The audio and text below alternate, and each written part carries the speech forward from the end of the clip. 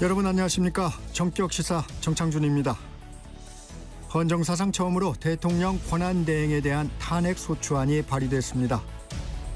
한덕수 대행이 헌법재판관 임명을 보류하자 더불어민주당에서 바로 본회의에 탄핵소추안을 보고했고 오늘 표결이 있을 예정입니다. 탄핵안 의결 정족수 기준은 여전히 논란인데요. 더불어민주당 법률위원장이자 더불어민주당 내란극복 국정안정특별위원회 위원이신 이용우 의원과 함께 전국 현안들에 대해 말씀 나눠보겠습니다.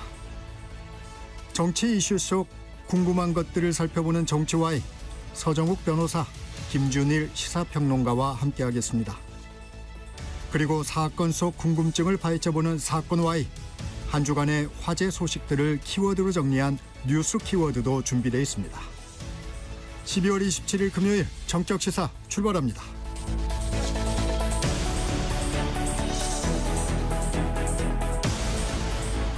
정격시사는 유튜브로도 실시간 방송합니다.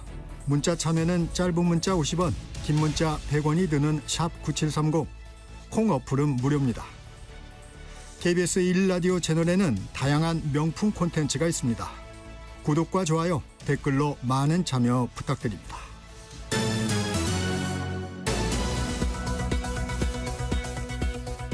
뉴스브리핑 시작합니다. 한국경제신문 최영찬 기자 나와 있습니다. 안녕하세요. 예, 안녕하십니까. 더불어민주당이 결국 한덕수 대통령 권한대행도 탄핵하기로 했습니다. 예, 민주당은 오늘 본회의에서 한덕수 권한대행 탄핵소추안을 표결할 예정입니다. 대통령 권한대행에 대한 탄핵소추안 발의는 헌정사상 처음입니다. 한대행 탄핵 사유는 크게 5가지인데요. 네. 헌법재판관 임명 거부, 삼설특검 추천을 하지 않는 등 계엄 관련 수사를 방해한 점 등이 명시됐습니다. 총리로서의 탄핵 사유도 포함됐는데요. 해병대원 특검법, 김건희 여사 특검법 등에 대해 제의 요구권 행사를 건의한 점, 네. 비상계엄에 대한 방조와 묵인 의혹, 그리고 계엄 사태 이후 국민의힘 한동훈 전 대표와 권력 행사를 하려 한 점도 담겼습니다. 민주당은 한덕수 대행이 대통령 고유 권한인 거부권은 행사했으면서 정작 형식적 절차인 재판관 임명은 하지 않으려 한다고 반발했습니다. 이제 정치학자들은 헌법재판관 3명 임명은 대통령이 임명하는 거긴 하지만 이번에는 국회 추천 몫이기 때문에 이건 형식적 절차다 이런 의견이 있거든요. 네. 어쨌든 이에 대해서 국민의힘은 민주당이 국정과 경제를 초토화시키고 있다 이렇게 비판을 하고 있습니다. 네. 탄핵안이 통과되면 최상목 부총리 겸 기재부 장관이 대통령 권한대행을 이어받게 됩니다. 네. 어제 본회의에서 한덕수 권한대행 탄핵소추안 보고가 있기 전에 한 대행이 예정이 없던 대국민 담화를 발표했습니다. 그렇습니다. 지금 한덕수 권한대행은 국회에서 본회의가 열리기 25분 전에 대국민 담화를 냈습니다. 한 대행은 대통령 권한대행은 대통령의 중대한 고유 권한 행사를 자제하라는 것이 헌법과 법률에 담긴 일관된 정신이라고 말했는데요. 네. 여야 합의가 우선이란 점을 내세우면서 여야가 합의안을 제출하기 전까지 헌법재판관 임명을 보류하겠다고 했습니다. 민주당이 사실 오늘 오전까지로 제시했었거든요. 헌법재판관 임명 시한을. 네. 이보다 앞당겨서 먼저 한덕수 권한대행이 거부 의사를 밝힌 겁니다. 그러면서 개인의 거취나 영역은 중요하지 않다고 생각한다고 언급했는데요. 탄핵도 감수하겠다는 뜻이 내포된 걸로 해석이 되고 있습니다. 그런데 문제가 있어요. 탄핵소추안 의결 정족수를 두고 여야 해석이 여전히 엇갈리고 있습니다. 그렇습니다. 지금 여당인 국민의힘은 한덕수 권한대행이 대통령 권한대행인 만큼 탄핵하려면 제적의원 3분의 2인 200석 이상 찬성표를 얻어야 한다고 주장하고 있습니다. 반면 민주당은 한 대행이 대통령 권한대행이지만 국무총리인 만큼 과반인 151석 이상인 찬성이면 탄핵에 문제가 없다는 입장입니다. 여야 모두 정족수 해석의 근거로 드는 게 이 헌법재판소 산하연구원의 주석서인데요.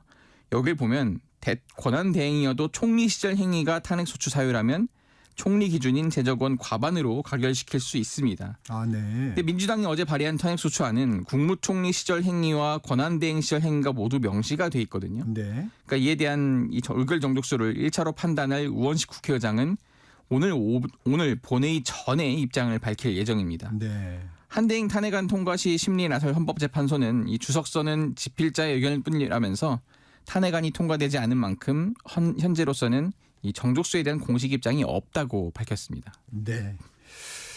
고위공직자 범죄수사처 윤석열 대통령에게 조사받으러 나오라고 세 번째 통보를 했습니다. 예, 모레인 29일 오전 10시에 출석할 것을 통보했습니다. 공수처는 2차 출석 요구 때와 마찬가지로 대통령실 총무비서관실과 대통령 관저에 전자공문과 특급 우편 방식으로 3차 출석 요구서를 보냈습니다. 공수처 관계자는 대통령 신분을 감안해 강제 수사를 미루는 게 아니냐는 질문에 그보다는 절차를 준수해 나중에 생길 수 있는 논란의 여지를 줄이기 위한 것이라고 설명했습니다. 네. 통상 세 차례 출석 요구에 타당한 이유 없이 응하지 않으면 법원에 체포영장을 청구하면서 강제 수사에 나서는 게 관행인데요. 네. 현직 대통령에 대한 조치인 만큼 이 절차적 논란이 발생하지 않게 하겠다는 겁니다. 윤 대통령이 이번에도 출석하지 않으면 공수처는 체포영장 청구를 적극적으로 검토할 것으로 알려졌습니다.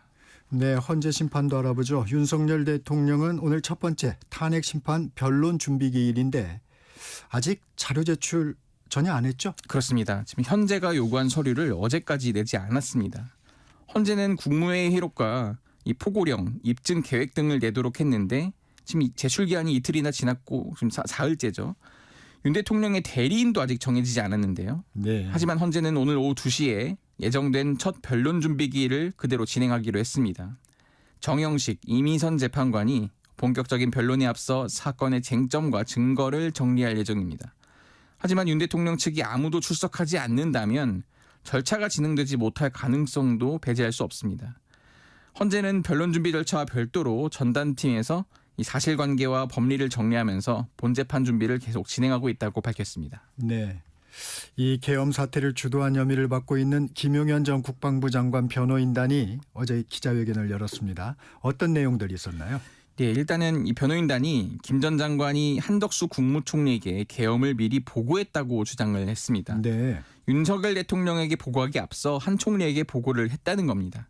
이 총리실은 그런데 사전 보고를 받은 일이 없다면서 즉각 반박하고 허위 사실에 대해 법적 대응하겠다고 지금 밝혔습니다. 네. 김 전 장관 측은 윤 대통령이 계엄 당일 국회의원을 체포하라는 지시를 내린 적이 없다고도 밝혔습니다.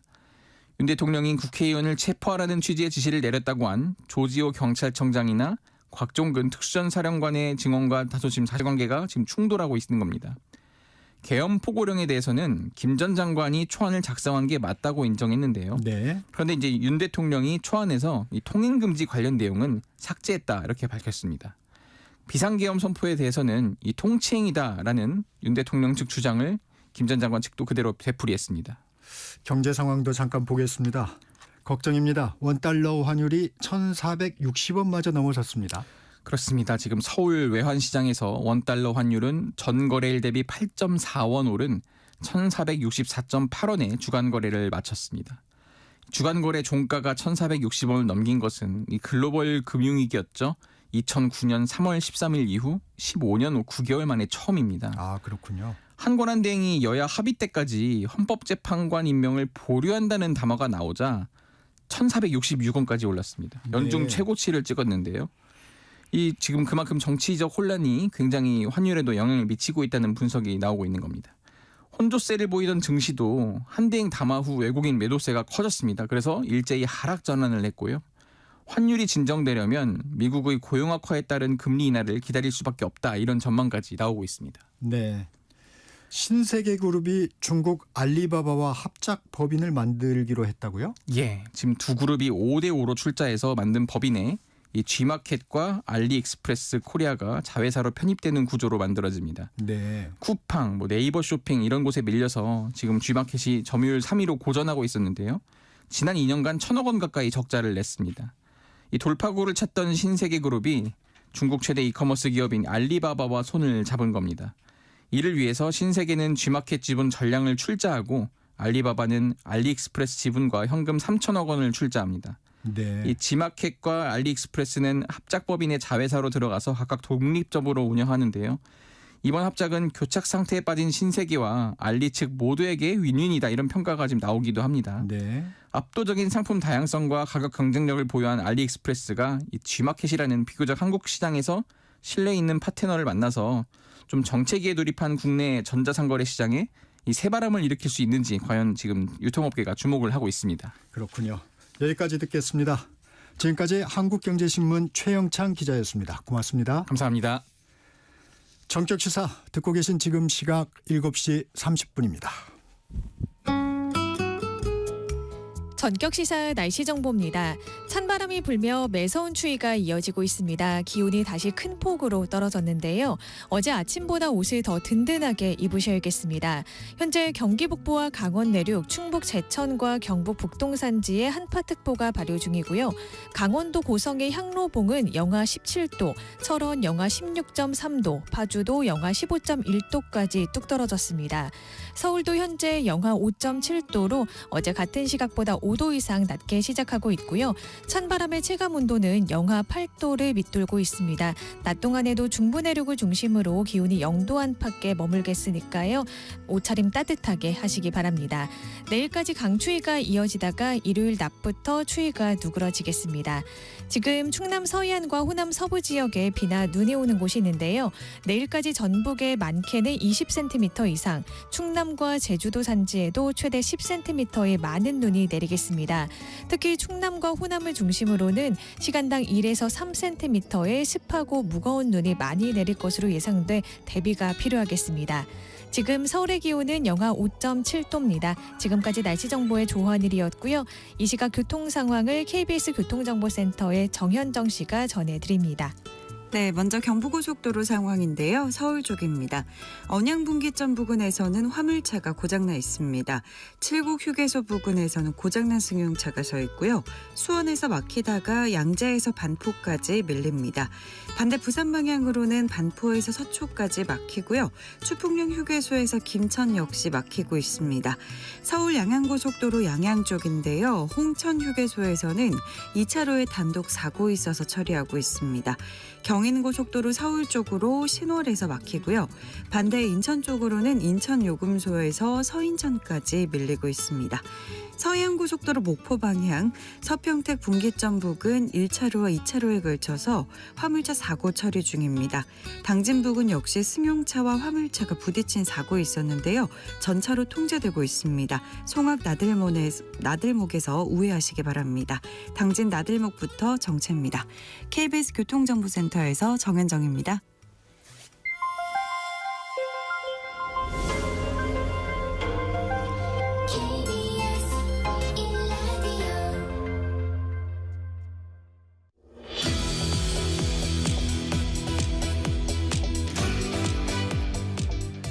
정적 인터뷰입니다.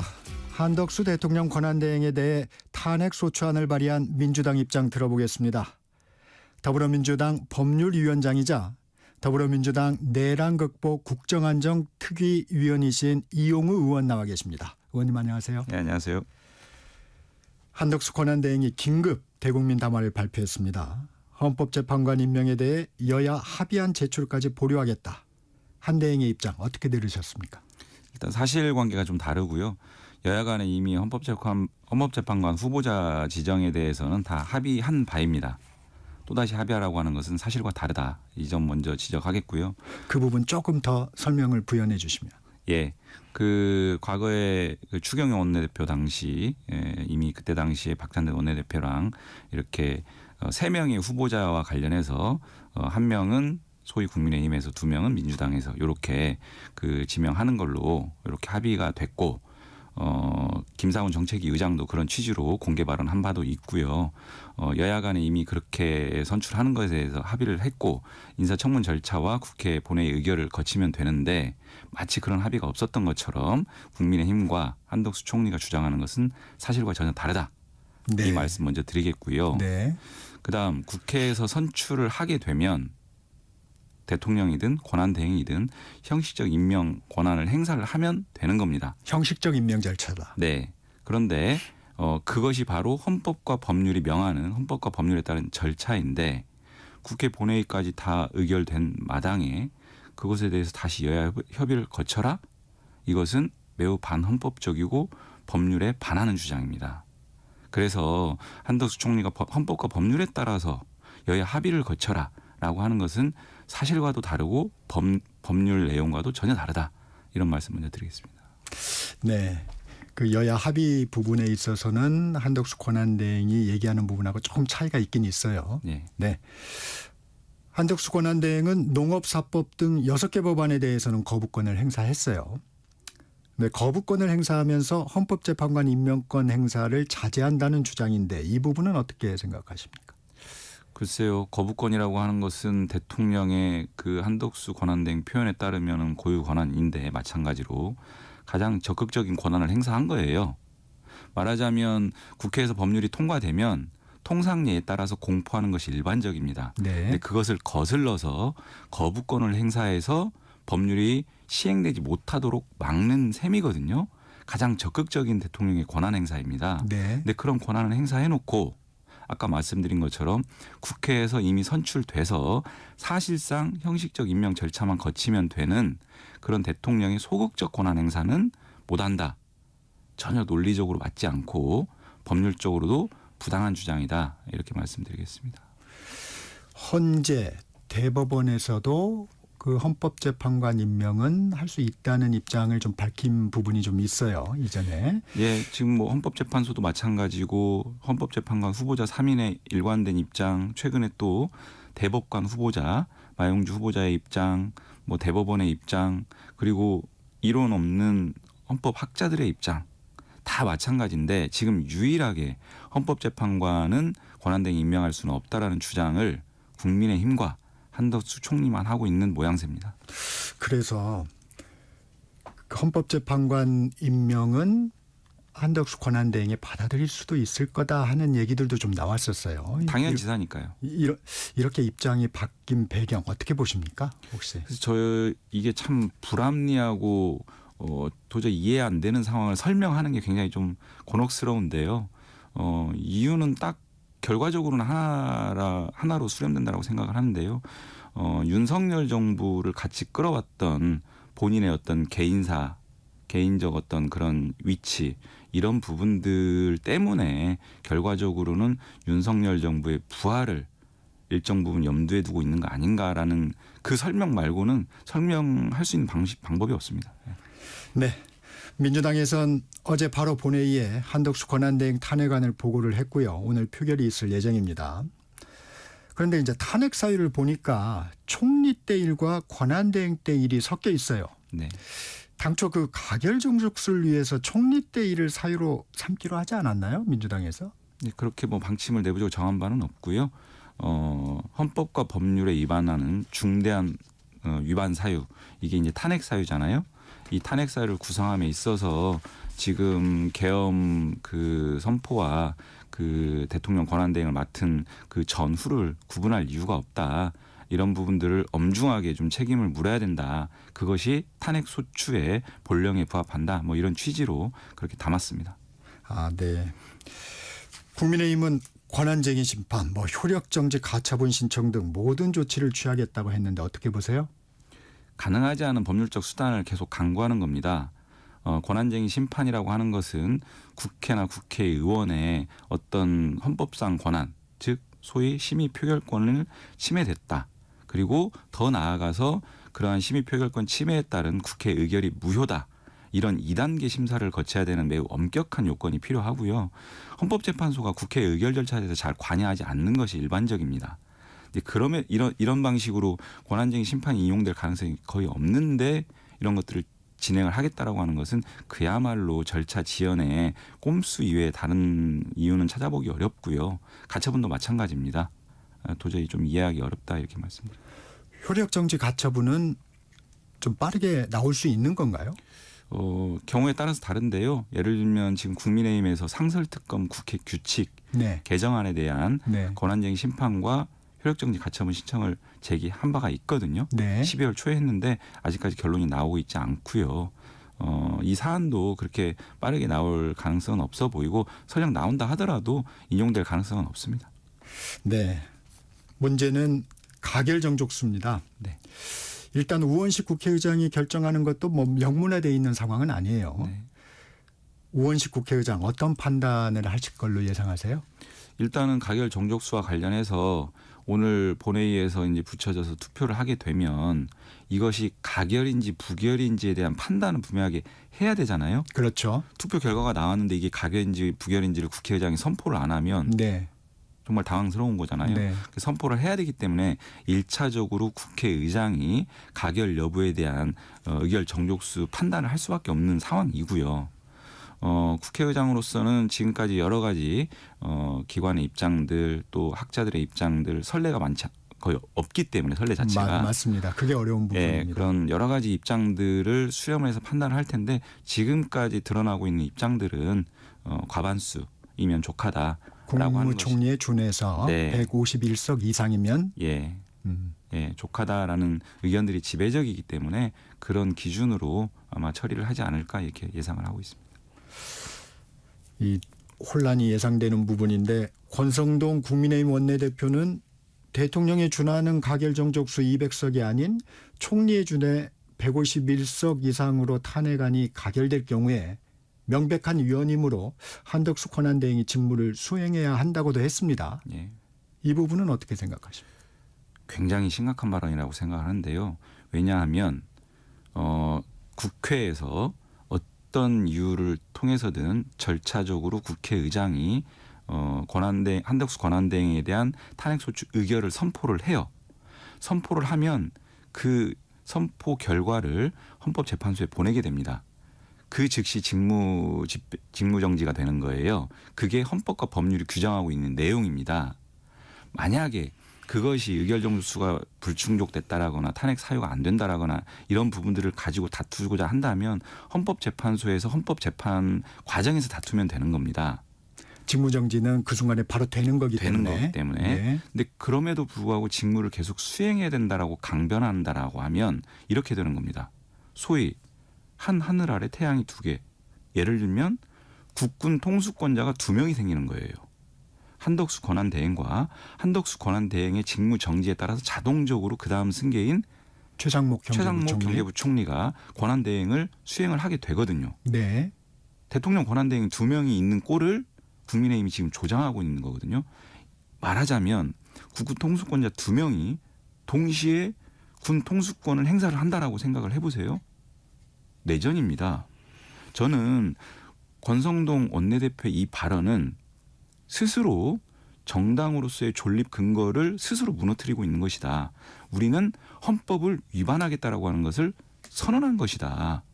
심지어 이것이 바로 내란을 조장하는 거 아니냐. 매우 심각한 발언으로 인식을 하고 있고요. 이 부분은 바로 철회를 해야 된다.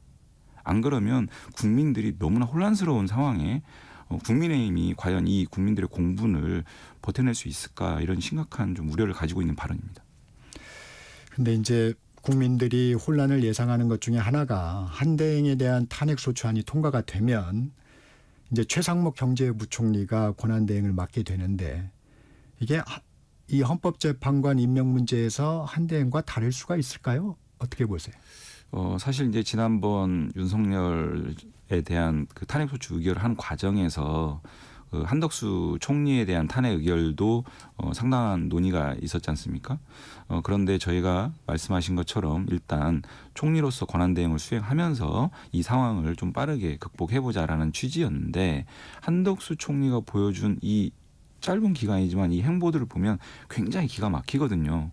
누구나 다 지배적으로 얘기하는 헌법재판관 임명조차도 즉 헌법에서 명하고 있는 구인 헌법재판소 구성이라고 하는 것조차도 거부하고 있는 마당이기 때문에 이것은 도저히 납득할 수 없다. 불가피하게 탄핵을 다시 진행을 하는 거고요. 그다음 승계 순위인 최상목 경제부총리 아마 지금 여러 가지 이 기간의 상황들을 지켜보고 있을 겁니다. 대체적인 어떤 지배적인 의견도 다 확인하고 있을 거고요. 저희는 그 순리에 따라서 지금의 이런 혼란상을 바로 잡아야 된다. 그렇게 잡을 것이다. 이렇게 좀 보고 있고요. 네. 지켜봐야 될 것 같습니다. 지켜봐야 된다고 말씀하셨지만 최 부총리도 한대행과 같은 기조일 경우 또 탄핵할 수도 있을까요? 지금 단계에서 그거에 대해서 좀 미리 언급하는 것은 조금 더 좀 지켜봐야 될 부분인 것 같습니다. 오히려 더 혼란을 야기할 수도 있기 때문에요. 좀 지켜보겠습니다. 이번 그 한덕수 권한대행의 탄핵 후폭풍은 어떻게 예상하세요? 일단 신속한 탄핵을 통해서 오히려 어제 그 담화, 저는 대국민 담화가 아니라 대국민 선전포고라고 생각하거든요. 그것 또한 마찬가지로 저는 헌법을 지키지 않을 거예요라는 국민들에 대한 선전포고다 이렇게 생각합니다. 말씀드린 것처럼 헌법에는 국회에서 선출하면 대통령이 임명하게 되어 있어요. 책무로 되어 있습니다. 권한이기도 하지만. 근데 그것을 나는 지키지 않겠습니다라고 하는 선언인 거거든요. 이런 위헌적 상황을 빠르게 종식시키는 것이 어떻게 보면 이 한덕수 총리로 인한 이런 혼란상을 더 빠르게 좀 해소하는 것이다. 저는 그렇게 보고 있습니다. 그 부분은 있지만 여론의 역풍은 걱정하지는 별로 않는 분위기군요. 일단 이렇게 생각합니다. 지금 내란이라고 하는 상황으로 인해서 상당한 대한민국의 혼란이 있는데 지금 상황에서 가장 우선적인 최우선 과제는 내란 부분을 신속하게 종식시키는 것이다. 어떻게 보면은 그런 부분들을 통해서 국정 안정을 도모하는 것이 중요하다. 이런 생각이 들고요. 왜냐하면 내란 상태가 계속 지속되고 있는 이 그 불안정한 상황을 계속 둔 상태에서는 다른 어떤 여러 가지 여타의 조치들이 실효를 거두기 어렵다라는 생각이 있기 때문에 이런 불안정한 내란 상황들을 좀 조기에 종식시키고자 하는 의지가 민주당에서 굉장히 강한데 한덕수 총리가 그런 부분들에 대해서 계속 제동을 걸고 마치 내란 동조적 행동과 언행들을 반복하고 있기 때문에 이런 부분들에 대해서 분명한 좀 책임을 묻는 과정이다. 이렇게 이해해 주시면 좋을 것 같습니다. 이런 상황의 해소가 우선돼야 된다. 네. 알겠습니다. 권성동 원내대표 이런 말도 했어요. 민주당이 탄핵안을 난사하는 이유는 단 하나다. 조기 대선으로 이재명 대표의 사법 리스크를 가려보겠다는 계산이다. 이 부분에 대해서도 좀 네. 평가해 주시면. 사실 그 조기 대선, 대선 이런 얘기를 민주당에서 꺼낸 바가 없고요. 그런 거를 염두에 두고 지금 이 내란 상황을 우리가 얘기하는 거는 전혀 아니고요. 헌법재판소조차도 헌법재판관조차도 탄핵 심판이라고 하는 이 불안정한 상황은 신속하게 진행을 해서 마무리하는 게 좋겠다라고 하는 일관된 입장을 필요하고 있지 않습니까? 대통령이 직무를 수행하지 못하는 이 상황, 이것은 어떤 방식으로든 신속하게 정리를 해줘야 됩니다. 그것이 탄핵 심판의 결론이 어떻게 되든 이 불안정한 상황을 빠르게 정리하는 게 필요하다라는 차원이지 그 이후에 어떤 정치적 이해 득실이나 유불리를 가지고 이 상황을 판단하면 안 된다. 오히려 국민의힘이 자꾸 그런 차후의 어떤 부분들을 염두에 두고 정치적 유불리에 따라서 현 상황을 인식을 하고 대응을 하고 있는 거 아닌가. 이런 것들이 오히려 국민들의 곱지 않은 시선이라고 저는 보고 있습니다. 네. 윤석열 대통령 탄핵 심판 얘기도 해보죠. 헌법재판소에서는 오늘 변론 준비기일을 예정대로 진행을 합니다. 그런데 윤 대통령이나 대리인이 나올 가능성이 지금 희박해 보이는데 네. 이럴 경우에 탄핵 심판 절차가 좀 늦춰지게 되는 건가요? 헌법재판소에서 발표한 거 보면 예정대로 기일 진행하겠다라고 발표를 했고요. 또 심지어 대통령의 지위에 있었던 사람이 송달조차 그렇게 여러 번 회피하는 것에 대해서는 아마 헌법재판소가 아주 뭐랄까 이제 거칠게 얘기를 하지 않았지만 그 발표 내용을 보면 이것은 매우 부적절하다 이런 내용들을 내포하고 있거든요. 저는 헌법재판소가 이런 중대한 사건일수록 원칙대로 예정대로 진행하는 게 맞다. 그것이 혼란을 최소화하는 길이다. 그래서 오늘 열차는 출발합니다. 승객의 그 어떤 개인적 사정 때문에 열차 시간을 변경한다고 하면 더 많은 피해가, 더 많은 혼란이 야기된다. 저는 열차는 예정대로 출발할 것이라 보고 그래야 된다고 생각합니다. 그 기간이 늦춰질 우려는 전혀 없다고 생각을 합니다. 네. 윤 대통령은 수사보다 탄핵 심판이 우선이라고 했습니다만 서류조차 제출을 하지 않고 있습니다. 윤 대통령의 태도 어떤 전략이라고 보세요? 탄핵 심판을 통해서 복귀를 할 수도 있겠다라는 것을 염두에 두고 있는 거 아닌가라는 생각이고요. 그런 차원에서 국민의힘, 한덕수 총리, 윤석열 측이 일체가 되어서 탄핵 심판 지연을 여러 가지 측면에서 꾀하고 있다. 이런 것들이 확인되고 있는 것 같고요. 그 부분을 먼저 대응을 하고 나면 다시 복귀를 했을 때는 수사가 되겠느냐 이런 생각을 가지고 있지 않나 이런 생각이 드는데요. 그래서 반면에 저희는 이렇게 생각을 합니다. 지금 가장 핵심적인 국정 안정책은 두 가지 과제, 즉 신속한 탄핵 심판과 실효적이고 실질적인 신속한 엄중한 수사. 저는 이 두 개의 과제를 빠르게 완성하는 것이 완결하는 것이 지금의 이런 내란 상황을 종식하는 것뿐만이 아니고 불안정한 국정 상황을 극복하는 것이다. 이렇게 생각을 하기 때문에 특검 임명을 통한 신속하고 엄중한 수사 그리고 헌법재판관 임명을 통한 신속한 탄핵심판 절차 진행 이 두 가지가 매우 중대한 지금 과제다. 이 부분에 대해서 적어도 대통령을 해왔던 윤석열도 마찬가지로 좀 호응을 했으면 좋겠다. 이런 얘기 드리겠습니다. 수사 상황도 말씀을 하셨으니까 좀 짚어봅니다. 공수처가 이제 윤 대통령에게 3차 출석을 요구를 했어요. 네. 그러면서도 좀 체포영장에는 좀 신중한 입장으로 보입니다. 공수처에서 이 강제 수사에 좀 주저하는 이유는 뭐라고 보세요? 공수처가 애초에는 강제 수사도 적극적으로 검토할 수 있다라고 발언을 했다가 조금 한 발 물러서는 모양새인데요. 이런 공수처의 태도 지금의 상황에 비추어서 적절하지 않다. 이 말씀 먼저 드리겠고요. 통상적으로 2회차, 3회차 출석 요구를 하면 그 저간의 사정을 고려해서 강제 수사 돌입하는 게 일반적입니다. 지금 상황을 보면 윤석열이 출석할 의사가 전혀 없습니다. 그래 보입니다. 이런 상황이라면 굳이 3회차, 4회차 이런 출석 요구를 할 필요가 있을까? 통상적인 수사 절차에 따르더라도 이 정도 상황이 확인되면 강제 수사 절차 밟을 수 있고 밟아야 된다. 이런 생각입니다. 공수처가 좀 더 적극적으로 나섰으면 좋겠다는 말씀드리겠습니다. 네. 어제 또 김용현 전 국방부 장관 측이 기자회견을 했어요. 변호인단임. 전체적으로 윤석열 대통령과 입장이 비슷합니다. 주목하신 부분 혹시 있으십니까? 반론이긴 하지만 첫 번째로는 내란 구속 피의자입니다. 내란 구속 피의자가 어떤 방송사는 되고 누구는 안 되고 이런 방식의 태도 자체는 굉장히 좀 우려스럽고요.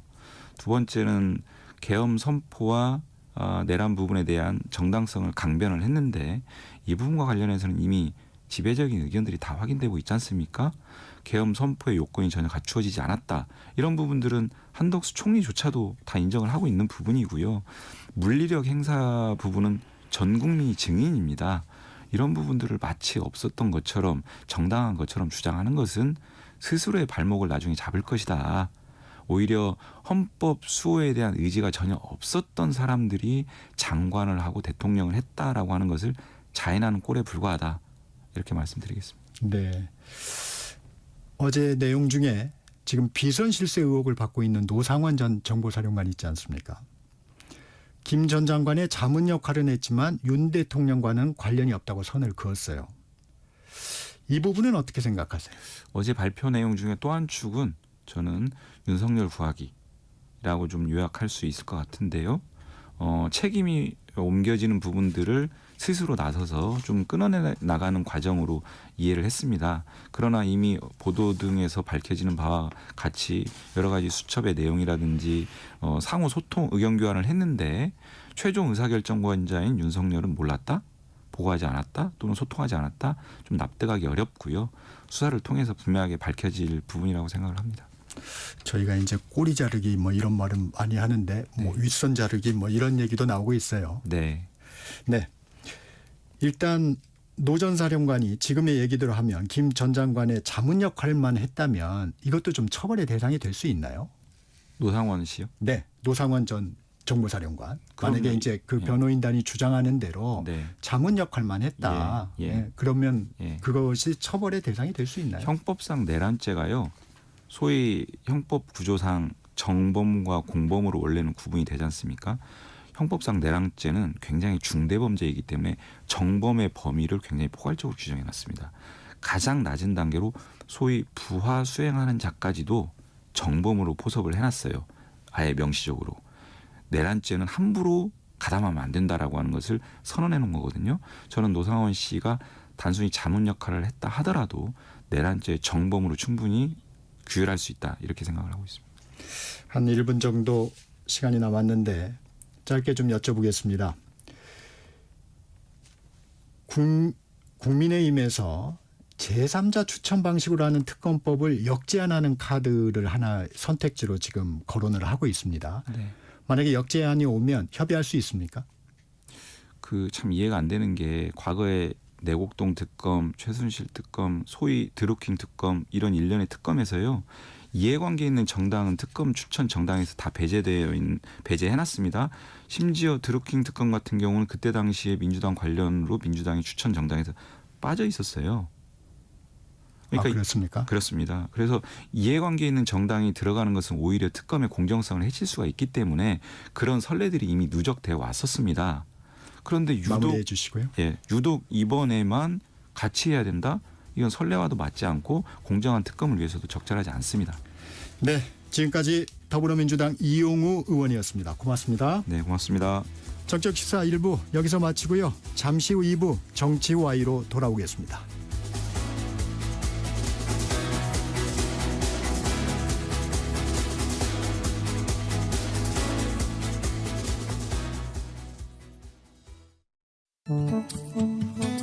KBS 라디오 기후위기 대응 캠페인 지구를 네, 안녕하세요. 저는 사단법인 넥스트의 윤지로입니다. 연말에 이런 말씀 드리는 게 얼마나 와닿을지 모르겠지만 소비자가 가장 많은 양의 탄소를 감축할 수 있는 실천 영역이 그러니까 육식을 좀 덜어내는 겁니다. 육식이라는 것이 그러니까 뭐 소에서 나오는 트림만 생각하기 쉽지만 사실 그 가축들을 먹이기 위해서 또 재배업이 있어야 되잖아요. 거기서 나오는 탄소 발자국이라든가 물 사용이라든가 이런 것들이 엄청나게 환경에 부담이 되기 때문에 육식을 줄이는 거가 우리가 생각하는 이상으로 온실가스를 줄일 수가 있어요. 그래서 그런 것들 그리고 뭐 이제 비료를 덜 쓰는 뭐 유기농이라든가 이런 쪽을 먹어주는 것도 중요하고 곳곳에서 실천하고자 하는 개인들이 분명히 있거든요. 그런데 약간 그런 노력에 대해서 좀 조소하는 그걸로 과연 지구가 되겠어? 막 그런 식의 약간 뭐라 그럴까 비아냥 이런 게 좀 있는 것 같아요. 그런 시선이 있는데 사실은 이런 개인의 실천이라는 게 꼭 내가 뭐 탄소를 얼만큼 줄여서 이게 뭐 우리나라 온실가스 감축에 도움이 된다 이런 맥락이 아니라 이런 어떤 개인들의 의지나 이런 것들 모여서 사회에 시그널 메시지를 줄 수 있는 거거든요. 조금 더 쉽게 움직이게 하는 어떤 흐름을 만들어주는 게 또 개인 실천이기 때문에 누군가의 어떤 친환경적인 실천에 대해서 뭔가 이렇게 그래 뭐 이렇게 뭔가 조소하기보다는 좀 이렇게 응원하고 지지하는 문화가 좀 있었으면 좋겠습니다. 뜨거워지고 있는 지구. 지금 우리의 문제입니다. KBS 라디오 기후위기 대응 캠페인 지구를 지켜라 였습니다.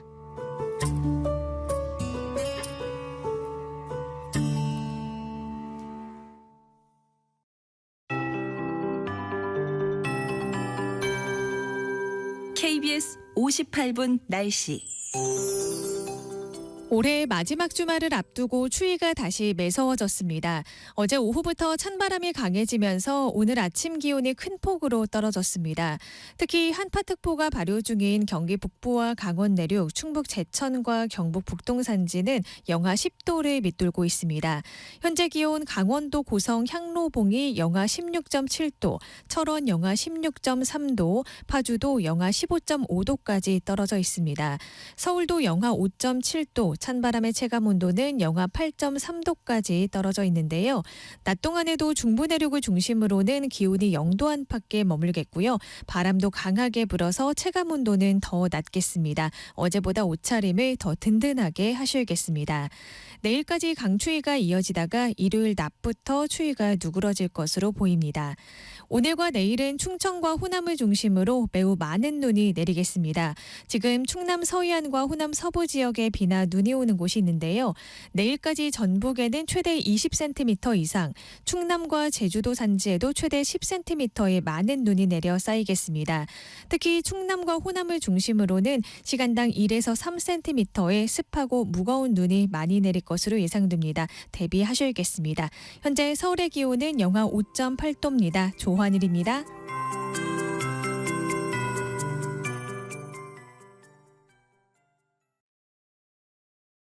정성을 다하는 국민의 방송 KBS가 8시를 알려드립니다. AM 711kHz, FM 97.3MHz KBS 1라디오입니다. HLKA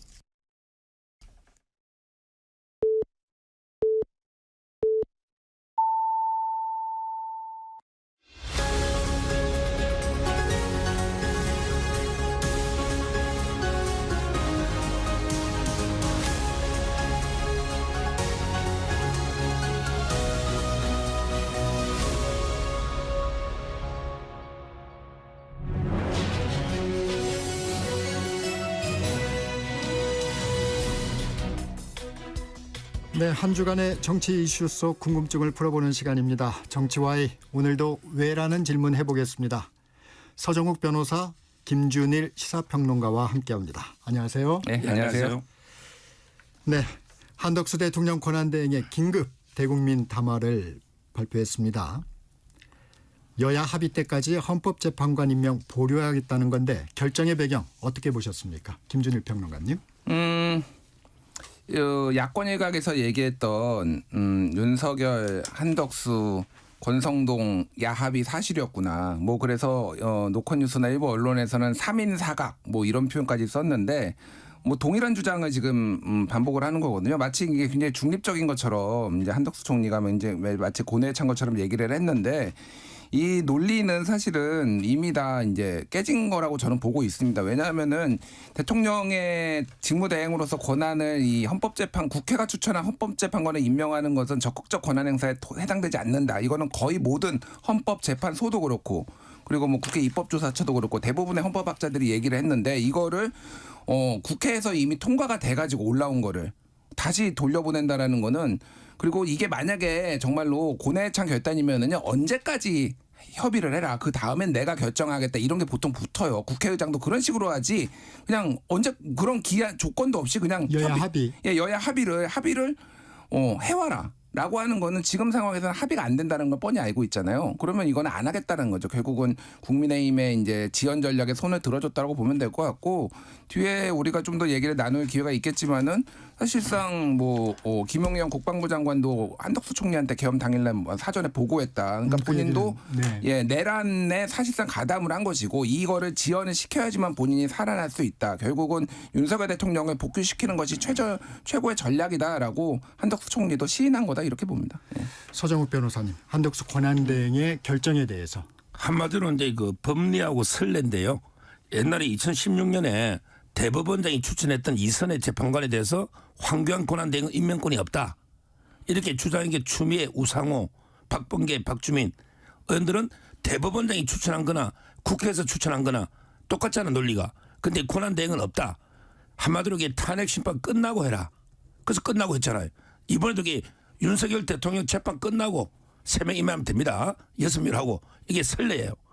그다음에 법리적으로 그때 보니까 박찬대 우원식 의장도 서명을 한 법이 있어요. 대통령의 권한대행의 권한에 관한 법률이라고요. 서명한 게 있어요. 거기에 보면 권한대행은 최소한의 현상 유지만 해야지 적극적으로 인사권 행사 못한다. 이런 게 나옵니다. 따라서 뭐 저는 법리와 선례가 맞고요. 그다음에 그 국회 합의도 그래요. 이번에 그 원래는 한 명 임명하고 한 명은 여야 합의라는 게 관행이었어요. 네. 근데 본인들이 2명 해야 되겠다 우겼죠. 근데 그때 뭘 했냐면 그 의장 헌법재판소장은 대통령 몫이잖아요. 그때 국회 통과를 해주는 조건으로 2명을 양보했던 거예요. 근데 지금 헌법재판소장 임명 안 해주잖아요. 따라서 그 합의는 이미 깨진 거죠. 그러니까 제 말은 여야가 먼저 합의하는 게 우선이지 지금 현재 2대1은 잘못된 합의라는 거예요. 네, 오늘 표결 진행하기로 했습니다. 정족수 논란 오늘까지도 이어지고 있는데 우원식 국회의장 어떤 결정을 할까요? 변호사님. 지금 뭐 학계 학자들 주장 빼고 정치인들 주장 빼고 믿을 만한 이게 주장이 4개가 있어요. 네. 하나는 이게 2016년에 입법조사처, 그다음에 이번에 입법조사처, 그다음에 헌법재판소법 주석서 있잖아요. 네. 헌재. 네. 그리고 이제 그 운영위의 수석 전문위원 네. 4개가 있는데요. 어느 견해에 의하나 대통령 권한 대행으로서 권한 행사했다. 이거는 이게 200석이다. 만장일치입니다. 이거는 이설이 없어요. 무슨 말이냐면 이게 그 총리 시절에 이런 과반, 권한 대행일 때 이런 3분의 2. 이게 이번에 논 입법조사처나 자 주석서도 그래요. 그다음에 그냥 아예 200석이라는 견해가 옛날에 2016년에 있었고요. 그다음에 운영의 수석 전문위원도 200석이다. 따라서 모든 이게 공신력인 데는 다 200석입니다. 이번에 탄핵 사유가 5개죠. 5개 중에 권한 대행으로서 행위가 여러 개 포함되어 있잖아요. 그러면 이게 무조건 200석이에요. 이거는요. 대통령을 190석 가지고 통과됐다 우기는 거 똑같습니다. 한덕수 대행은 이게 대통령으로서 행위를 한 거예요. 200석이 안 되는데 통과됐다 하면 이거는 이제 그냥 무시하고요. 한덕수 대행은 그대로 이게 직무를 집행하면 됩니다. 총리 때 일이 3개, 그다음에 권한대행 때 그렇죠. 일이 2개가 포함이 되어 있습니다. 네, 저기 평론가님 받아주시죠. 예, 네. 말씀하셨다시피 이게 이제 혼재돼 있어요. 어제 그 주석 헌법재판소법 네. 그거를 쓴 이제 그 당시 헌법재판관 이 변호사를 중앙일보가 인터뷰를 했는데 뭐 이분이 모든 권위를 가지고 있다고 생각은 하진 않아요. 근데 그거를 인용하시니까 제가 말씀드리는 거예요. 민주당 탄핵안에 국무총리 시절부터 권한대행 이후의 행위가 혼재돼 있는데 이건 어떻게 봐야 되냐라고 하니까 그분이 탄핵 사유를 포괄적으로 명시했을 때는 정족수 문제를 어떻게 볼지는 헌재 판단을 봐야 된다라는 거예요. 헌재한테 맡기면 된다라는 겁니다. 그러니까 뭐 여러 가지 주장을 할 수 있는데 국회의장에 있다는 판단이 제일 중요하고요. 국회의장이 151로 보일지 아니면 200으로 보일지를 오늘 이제 결정을 할 거 아니에요. 파결 여부를 결정해야 되니까. 예, 기준을 결정을 해야 되니까. 국회의장이 해서 그거를 어떻게 됐든 그거에 따르면 되는 거고요. 만약에 뭐가 됐든 만약에 151로 했는데 이제 통과가 됐다. 그러면은 법상으로 탄핵으로 즉시 직무가 정지되는 거예요. 그러면은 이제 헌재한테 판단을 구해보면 되는 거잖아요. 이거를. 그러면은 한덕수 권한대행이 총리가 그러면은 가처분 신청이나 권한쟁의 심판을 헌재에 요청하면 되는 거예요. 그렇게 그 프로세스가 그렇게 돼 있습니다. 뭐 여러 가지 주장을 하시는 건 다 인정하는데 그 과정 자체를 그 부인한다라는 거는 아예 법치주의를 부정한다는 거거든요. 그대로 그냥 가면 되는 거예요. 예. 지금 이게 의장이 그런 해석 권한이 있나요? 사회만 보는 그 의장이 부분도 명문화되어 있지 않아서 그 부분도 예. 좀 논란이더라고요. 오늘 여러 제가 사설 봤더니 의장이 주제넘게 이래서 표현을 썼더라고. 대구 매일신문 사설은 의장이 주제넘게 그걸 해석할 권한이 있나요? 사회만 보면 되지. 그러면 이게 대통령도 199표인데 대통령도 통과됐습니다 하면 의장이 통과된 겁니까? 아니 근데 잠깐만요. 지금 저기 김준일 평론가가 얘기했듯이 예. 그러면 이제 법리적 판단을 다시 받아보면 되는 거 아닌가요? 법리적 판단을 제 말은 한덕수 대행은 직무를 그대로 수행하고 받아보려면 국회가 받아보든지 해야지. 한덕수 대행이 먼저 재판 걸릴 이유 없고 한덕수 대행은 부결을 선언하고 직무를 그대로 하고 목마른 사람이 우물 파는 거예요. 그러면 이 직무를 막으려면 한덕수 대행의 직무를 막으려면 민주당이나 국회가 헌재 뭐 가처분 하든지 권한쟁의 심판 본인들이 해야죠. 그러니까, 김준일 평론가님 예. 이 부분 지금 나왔으니까 권성동 원내대표 그 얘기를 했어요. 만약에 저기 151석 이상으로 가결이 되면 명백히 위헌이니까 직무를 계속해야 된다. 여기에 대해서는 어떻게 생각하세요? 그러니까 헌재가 위헌 법률 심판, 헌법 소원 심판, 뭐 위헌 정당 해산 심판 이거를 헌재가 하게 돼 있어요. 그러니까 이렇게 이런 게 논쟁이 있고 이견이 있는 게 지금까지 한두 개였습니까? 그러니까 그걸 헌재에 맡기자라는 거예요. 그게 당연한 거 아니에요. 그러니까 주장하실 수 있어요. 뭐 151석이든 200석이든 지금 혼재돼 있잖아요. 그러니까 그렇게 하면 되는 건데 지금 그거를 못 하겠고 뭐 지까지 게 뭐라고 했는지 모르겠는데 지금 국회 주제 넘게 어제 주진우 의원이 그 얘기를 하더라고요. 네. 그 우원식 국회의장한테는 이거를 해석할 권한이 없는데 내가 보기에는 200석이다. 그럼 주진우는 그러면 그걸 해석할 권한이 있습니까? 그러니까 말도 안 되는 얘기들을 자기들이 지금 다 하고 있는 거예요. 그러니까 그냥 절차의 프로세스에 맡기면 되는 겁니다. 예. 네. 국민의힘 이탈표 가능성도 좀 점검해 보겠습니다. 어제 헌법재판관 임명동의안 표결에 국민의힘에선 표결에 불참하기로 했어요. 근데 여당 의원 4명이 참여를 했습니다. 한덕수 권한대행 탄핵소추안 표결에도 이탈표가 나올까요? 김준일 평론가님.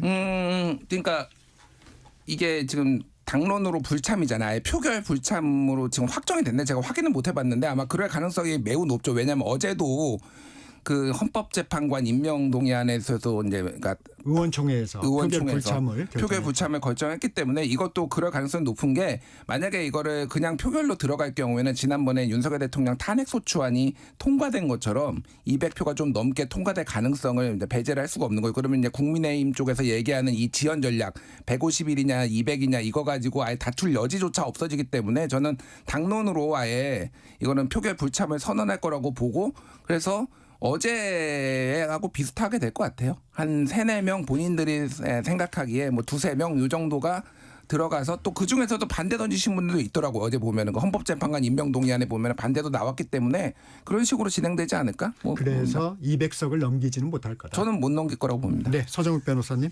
이분들이요. 뭐 국회의원은 이제 그 헌법기관이니까 당론보다 국민 여론 국론이 중요하다. 이런 이제 그 궤변을 넣어놓고 있는데 그러면 이게 그 그냥 무소속으로 놓지 왜 국민의힘 간판으로 놓죠? 왜 공천받아서 국민의힘 간판으로 조경태, 김상욱 출마했죠? 그다음에 김혜지, 한지아는 국민의힘이 없어서만 배지는 달았나요? 국민의힘 때문에 배지 다른 거 아닙니까? 그러면 이게 당의 일반적 의견을 따라야 되는 거 아닙니까? 대통령도 국민의 전체 여론을 따라야 되듯이 그 주장을 한다면 그러면 이게 당의 압도적 다수 견해를 따르는 게 그게 정치인의 도리 아닙니까? 국론은 따라야 되고 당론은 무시해야 됩니까? 제 말은 이분들요. 징계 제명해야 됩니다. 당에 완전히 뭐 도움이 안 되고 해악만 끼치고 있는 거예요. 빨리 저는 징계해야 된다. 왜? 국론을 따라도 당론으로 징계할 수 있다는 게 확고합니다. 네, 평론가님. 짧게 말할게요. 예, 네. 저도 적극 동의합니다. 빨리 좀 제명 좀 해서 100석 이하로 좀 떨어졌으면 좋겠고요. 국민의힘이 좀 적극적으로 우리 뭐 80명만 85명만 똘똘 뭉쳐서 가자고 그랬잖아요. 그렇게 좀 하셨으면 좋겠고 뭐 당론이라는 게 아예 없는 나라도 있어요. 미국 같은 경우에는 공화당이나 민주당에 당론이 있는 거 맞습니까? 그 나라의 정치 체제는 어느 정도 존중해야 된다고 보지만은 개개인의 의원들은 헌법 기관이에요. 본인들이 독자적으로 판단할 어떤 근거들이 있는 겁니다. 왜 본인들이 국회의원을 대의 기간을 하고 있는지를 생각을 해야죠. 이거는 저건 궤변이라고 생각을 합니다. 예. 네. 이 부분도 여쭤보겠습니다. 대통령에 이어 권한대행까지 탄핵을 하게 되면 역풍은 없을까요? 김준일 평론가님. 그 역풍이라고 하면은 이제 우리가 눈으로 확인할 수 있는 거는 정당 지지율이 떨어지거나 뭐 이런 거겠죠. 글쎄요. 지금 떨어질까요? 정당 지지율이? 뭐 미세 조정은 있겠죠. 그런데 대통령이 지금 사상 초유의 현직 대통령이 내란을 일으킨 이런 상황에서 지금 이게 무리하다? 지금 어느 거 무엇보다도 빨리 이 지금 헌법재판소가 제대로 구성이 돼가지고 이렇게 뭐가 됐든 헌법재판소의 판단을 빨리 구하고 이 불확실성이 종결되는 거는 많은 국민들이 원할 겁니다. 그렇기 때문에 지금 이 행위는요 굉장히 저는 내란이 지속된다. 오늘 한겨레 신문도 사설에 지금 내란이 지금 기속되고 있다 이런 식으로 썼거든요. 좀 저는 거의 그렇게 동의를 하고 있고요. 이게 지금 얼마나 심각한 문제를 짧게 얘기를 하면은 어제 SBS가 보도를 했는데 6인 체제 헌법재판관 6인 중에서요 한 명이 6인 체제에서는 최종 결정이 불가하다는 의견을 냈다라는 겁니다. 네, 단독 보도를 했죠. 예, 그러면은 지금 6명인데 지금 9명을 채우지 않고 6명이면 한 명이 나 이거는 뭐 문제 있다라고 하면은 아예 대통령 탄핵 심판이 열릴 수도 없어요. 지금 상황이. 그러다가 이 상황이 어떻게 될지 모르지만은 4월 18일에 2명이 퇴임하면은 4명 되면은 또 안 되고요. 그리고 중간에 한 명이 내리테면 유고가 만약에 발생을 하면 그게 사고가 됐든 개인 신변의 문제가 됐든 만약에 하면은 그냥 5인 체제 되면은요. 이거 그냥 정지면요. 윤석열 대통령 탄핵 상태로 한덕수가 2년 반 동안 앞으로 권한대행을 합니다. 이게 국익에 도움이 되나요? 상식적으로 이제 판단해야 되는 거니까 이렇게 민주당이 무리하게 한다라는 여론도 있지만은 기본적으로 국가를 안정시키기 위해서는 오히려 지금은 조속한 탄핵 심판이 열려야 되는 게 국민의 여론이고 그게 민심이다 이렇게 말씀드리겠습니다. 서정욱 변호사님 받아주시죠. 지금 이제 그 내란은요 대통령하고 군인들만 내란할 수 있습니까? 국회의원들은 내란죄 주체에서 면책이 됩니까? 국회의원들도 내란할 수 있는 거예요. 왜? 헌법을 문란하게 하고 국회를 문란시키고 국가기관을 마비시키면 그것도 국회의원들 내란이라고 저는 봅니다. 지금이라도 9명 하려면 3가지를 제가 요구합니다. 첫째, 이번에 재판관 무효하고 새로 한 명 합의해서 1명 뽑아라. 그다음에 두 번째, 헌법재판소장도 뽑아야 되잖아요. 대통령이 권한이니까 소장도 임명에 협조하라. 그다음에 4월 18일 날 내년에 2명 나가잖아요. 대통령 그것도 인정해 주라. 한덕수 대행이 2명 하도록. 그게 법에 따라 그럼 9명이 찰 거 아니에요. 아니 대통령이 지명하는 2명은 4월 18일 날 못하겠다. 또 소장도 못하겠다. 우리만 2명 하겠다. 그냥 민주당 마음대로 하겠다는 거 아니에요. 그러면 이게 국회가 이런 식으로 국정을 마비시키고 또는 국가기관을 무력화시키는 이거는 내란 아닙니까? 내란은 국회는 내란이 면책이 됩니까? 군인만 할 수 있냐고 대통령만 할 수 있냐고 저는 납득이 안 돼요. 만약에 탄핵 소추안이 가결이 되면 최상목 경제부총리가 이제 권한대행을 하게 되는데 한덕수 권한대행이 헌법재판관 임명을 안 했는데 최상목 경제부총리가 할 수 있을까요? 김준일 평론가.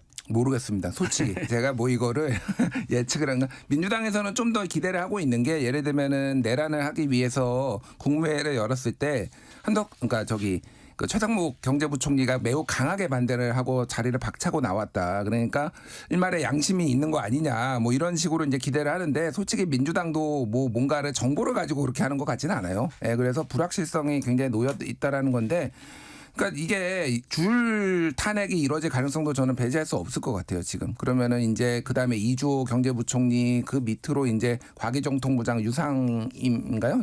과기정통부 장관 네. 뭐 통일부 장관 그 다음에는 또 막 탄핵돼 있어요, 지금. 법무부 장관 탄핵돼 있고 그다음이 이제 뭐 행안부 장관, 뭐 국방부 장관, 행안부 장관 막 이런 순서인데 이게 이제 어디까지 가야 되나 걱정되기는 하는데 지금 상황은요. 지금 그런 걸 걱정할 때가 아닌 것 같습니다. 지금 해외에서 보는 거는 우리나라 신용등급이 프랑스는 행정부가 수반이 붕괴되면서 신용등급이 바로 떨어졌거든요. 무디스가 한 등급을 내렸어요. 그거는 이게 오래 갈 거라고 봤기 때문에 그렇게 내려버린 건데 우리는 신용등급이 내란 사태에 불구하고 안 떨어진 이유는 이거를 빨리 조속하게 회복할 거라는 민주주의적 절차에 대한 기대감이 있었는데 이런 식으로 국익을 망쳐가면서까지 지금 내란을 지금 이어가겠다라는 게 정말 좀 걱정됩니다. 예. 아마 근데 제가 알기로 최상목 장관이요 더 법리와 원칙에 충실한 분이에요.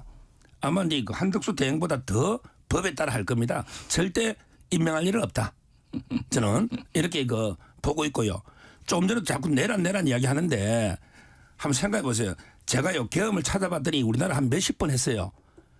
이승만 대통령 때 계엄할 때 국회의원들 체포해가 차에 태우가 발췌계엄 그게 52년에 6.25 전쟁 중에 부산에서 있었던 그때 국회의원들 막 차에 태워 감금하고 하고 그 계엄했어요.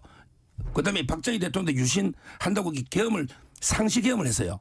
근데요 그때 계엄을 철폐해라 요건이 안 맞다. 또는 독재 정권 타도하자 이런 건 있었어요. 근데 이승만 대통령이 내란한다. 또는 박정희 대통령이 내란한다는 말은 어느 책에 어느 주장에도 없어요. 현직 대통령이 계엄한 게 내란이라는 건 동서고금에 어디에도 없다는 게 허영 교수님의 팩트 체크입니다. 따라서 이게 자꾸 내란 이야기는 할 필요 없고 그 내란은요 총칼로 하는 게 아니에요.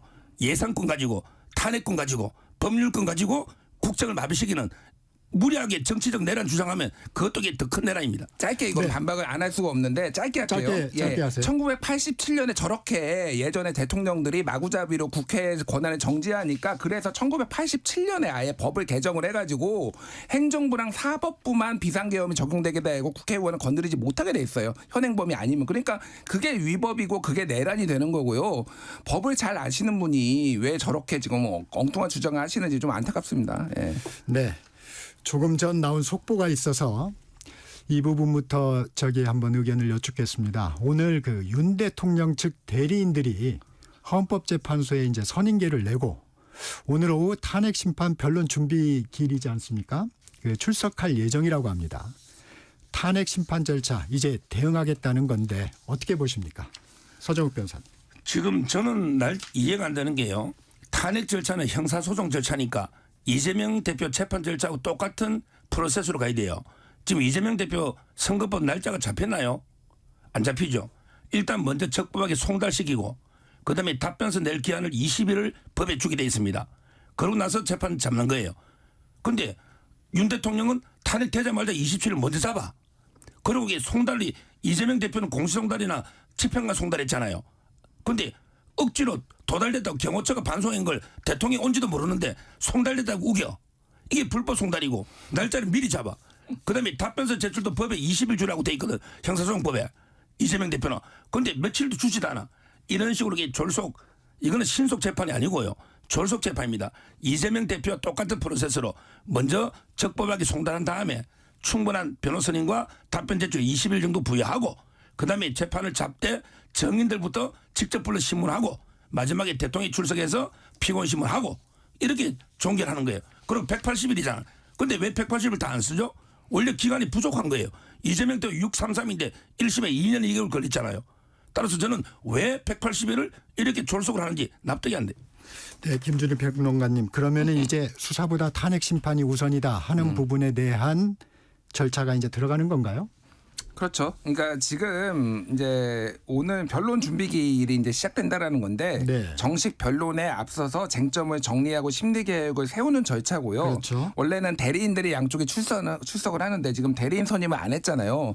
이거는 시간 지연 전략이라고 지금 본 거고 이거를 반드시 대리인이 있어야지만 할 수 있는 건 아니라고 이미 적혀 있기 때문에 그래서 그냥 진행을 하는 겁니다. 그리고 뭐 불법 송달이라고 완료라고 말씀하셨는데 아니 집에 있는 거 다 아는데 전 국민이 이거 폐문 부제가 어디 해외 출장이나 이런 거를 우리가 적용하라고 있는 거지 저렇게 꼼수를 쓰는 거를 그러면 헌재가 언제까지 기다려줘야 됩니까? 이거 시간 지연 전략을 하려는 것 같고 왜 지금 이렇게 됐냐면은 사실은 이거는 헌재가 그러면 이렇게 가겠다라고 다 통보를 하니까 그러니까 그러면은 우리가 불참하면은 우리가 손해 보겠네라고 해서 지금 뒤늦게 부랴부랴 지금 하는 거잖아요.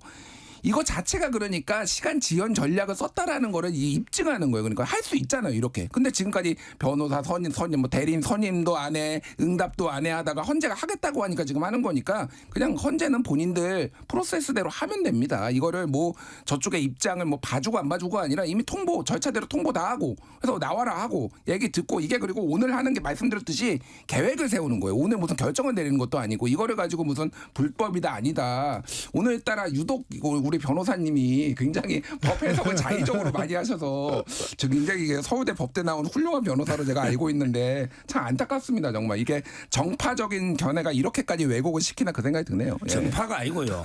이재명 대표 집에 김혜경 씨나 가족들이 있는 거 천하가 다 아는데 2번이나 안 받았잖아요. 근데 그때 송달됐다고 법원이 안 하고요. 국회의원회관에 비서관한테 집행관이 가고요. 그다음에 1심 법원에서는 공시송달로 공고를 했단 말이에요. 14일 뒤에 도달하는 걸로. 그러면 이게 이재명 대표도 이게 똑같은 기준으로 비판하는 게 같은 그게 법에 맞잖아요. 제가 편파가 아니고 이재명 대표도 고의로 2번이나 안 받아가지고 공송달하는데 왜 대통령 한 번만에 도달한 걸로 경호처가 돌려보낸 걸 이렇게 보느냐. 이게 형평이 안 맞다는 거죠. 자, 김준일 평론가님 하나 여쭤보겠습니다. 지금 공수처에서 3차 출석 요구서를 보냈어요. 근데 이제 윤 대통령 측은 아까도 말씀드렸지만 수사보다는 탄핵 심판이 우선이다. 그렇게 되면 수사는 계속 이렇게 거부를 할 수 있는 건가요? 어떻게 그러니까 보세요? 거부를 하는 거를 대비해 가지고 이제 뭐 긴급 체포영장, 뭐 구속영장 뭐 이런 게 있는 거겠죠? 그래서 이제 3차까지 사실은 검찰로부터 이미 이첩을 받았기 때문에 검찰에서 출석 요구한 것까지 쳐야 돼요. 그러니까 그러면은 이미 3번입니다. 공수처가 2번, 검찰에서 1번 했기 때문에 이미 3번이라서 법으로 정해진 건 아니지만 일반적으로 3번 출석 안 하면은 그때는 체포를 이제 수사기관이 보통 이제 법집행기관이 하는 방식으로 이루어졌는데 한 번 더 준 거예요. 이거는. 예, 대통령과 공수처장도 굉장히 그 국회에 나와서 소중한 시간을 대통령님이 소중한 시간을 수사를 받는데 좀 할애해 주기 바란다 이런 취지로 얘기를 했잖아요. 그러니까 매우 정중하게 공손하게 지금 하는 건데 결국은 이거는 절차를 밟아가지고 결국 국민 여론도 그렇고 체포를 안 할 수가 없는 상황이 될 거다. 그래서 긴급 체포보다는 아예 법원에 영장을 받아가지고 이제 갈 수밖에 없는 거고 그러면 이제 경호처가 막을 것이냐 안 막을 것이냐 그거는 상황을 봐야 되겠지만은 전 적극적으로 막을 거라고 보지는 않아요. 이거는 공무집행 방해가 되고 그 사람들도 다 처벌받을 수 있거든요. 그리고 경호처는 기본적으로 지금 직무정지이고 신변의 안전을 보호하는 거지 검찰이나 공수처에 넘어간다고 그 신변이 안전하지 않는 건 아니잖아요. 이게 기본이거든요. 원래 최근에 제가 뭐 전원이지만은 그런 경호처 쪽에 사적 견해로 그런 얘기를 하시더라고요. 그쪽에서. 그래서 저는 이건 집행대 연초라고 좀 봅니다. 예. 서정욱 변호사님, 제가요. 수사는 계속 이렇게 좀 뒤로 미룰 수가 있습니까? 이거는 이게 불법 수사니까요. 갈 일이 없어요. 제가 공수처법 만들 때 좀 관여를 했어요. 네. 제가 그때 중앙일보 위원도 하고요. 네. 우리나라 죄 중에 가장 중요한 게 내란 외환죄예요. 헌법에도 있죠. 그다음에 살인죄예요. 그다음에 강도강간이야. 그러니까 내란 외환도 공처가 수사할 수 있냐고 논의를 했어요. 제가. 그때 제가 아마 쓴 글도 있을 거예요. 내란 외환이 우리 헌법에도 있는 중대한 죄잖아. 그럼 공처가 내란 외환도 수사할 수 있을까요? 왜 공무원들이 하니까. 근데 너 공천에게 검사도 몇 명하도 내란 외환은 수사 공천에 못 줘. 이래가 뺀 거예요. 그때 저는 그걸 분명히 문제의식 가지고 있었어요. 왜 제가 공천법 만들 때 변호사로서 많이 토론회도 가고 했거든요. 왜 헌법에 넣는 죄니까. 그러니까 공천은 내란 외환은 못한다는 게 입법 취지예요. 근데 자기들은 뭐냐. 직권 남용 가지고 수사하겠대. 자, 그러면 이게 가벼운 폭행에 관할이 있어요. 그거 가지고 폭행하다 죽으니까 나 관할이 있으니까 살인까지 우리가 관할이 있다. 똑같은 주장이에요. 어떻게 꼬리 가지고 몸통에 관할이 있다? 내란 외환이 공수처가 수사할 수 있으면 벌써 법에 였을 거예요.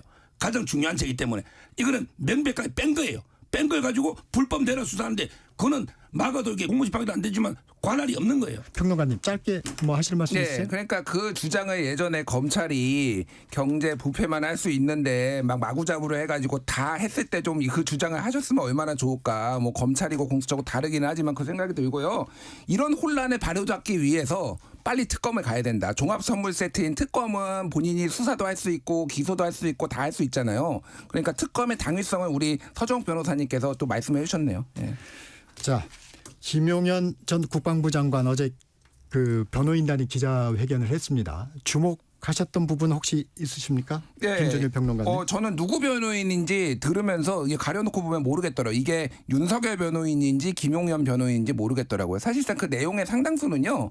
윤석열 대통령에 대한 변호였어요.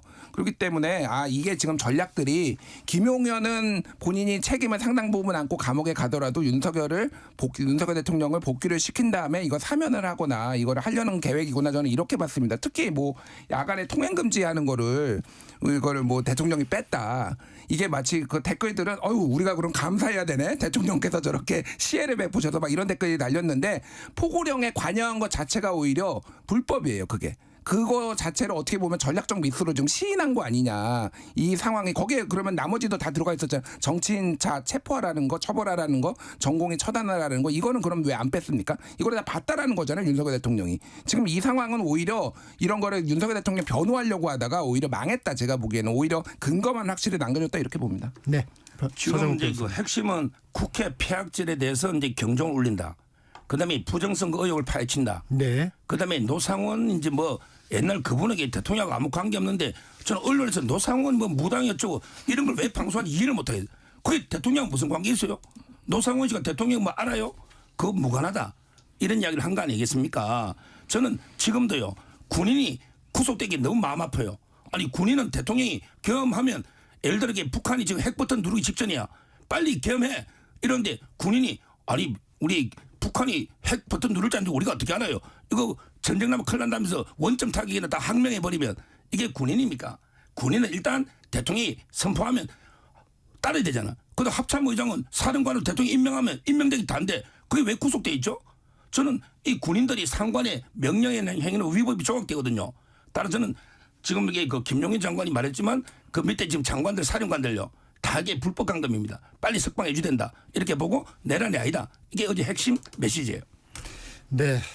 오늘은 여기까지 들어야 될 것 같습니다. 지금까지 정치와의 서정욱 변호사, 김준일 시사평론가와 함께했습니다. 고맙습니다. 감사합니다. 잠시 전하는 말씀 듣고 3부로 이어집니다.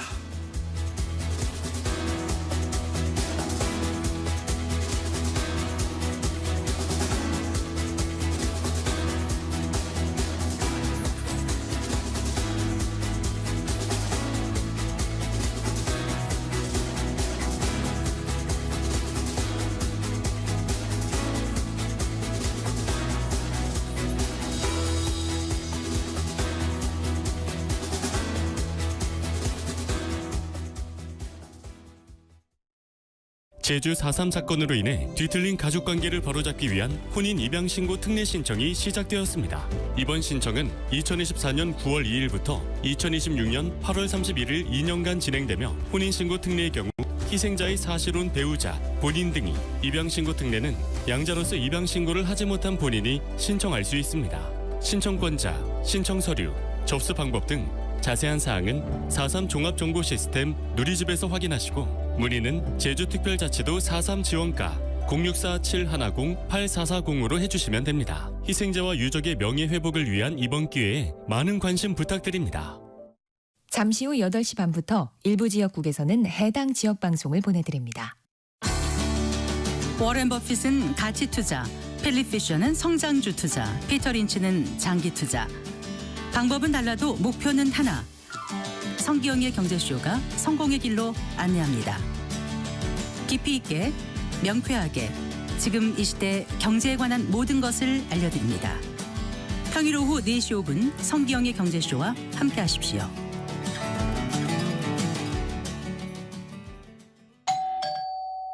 편지 왔습니다.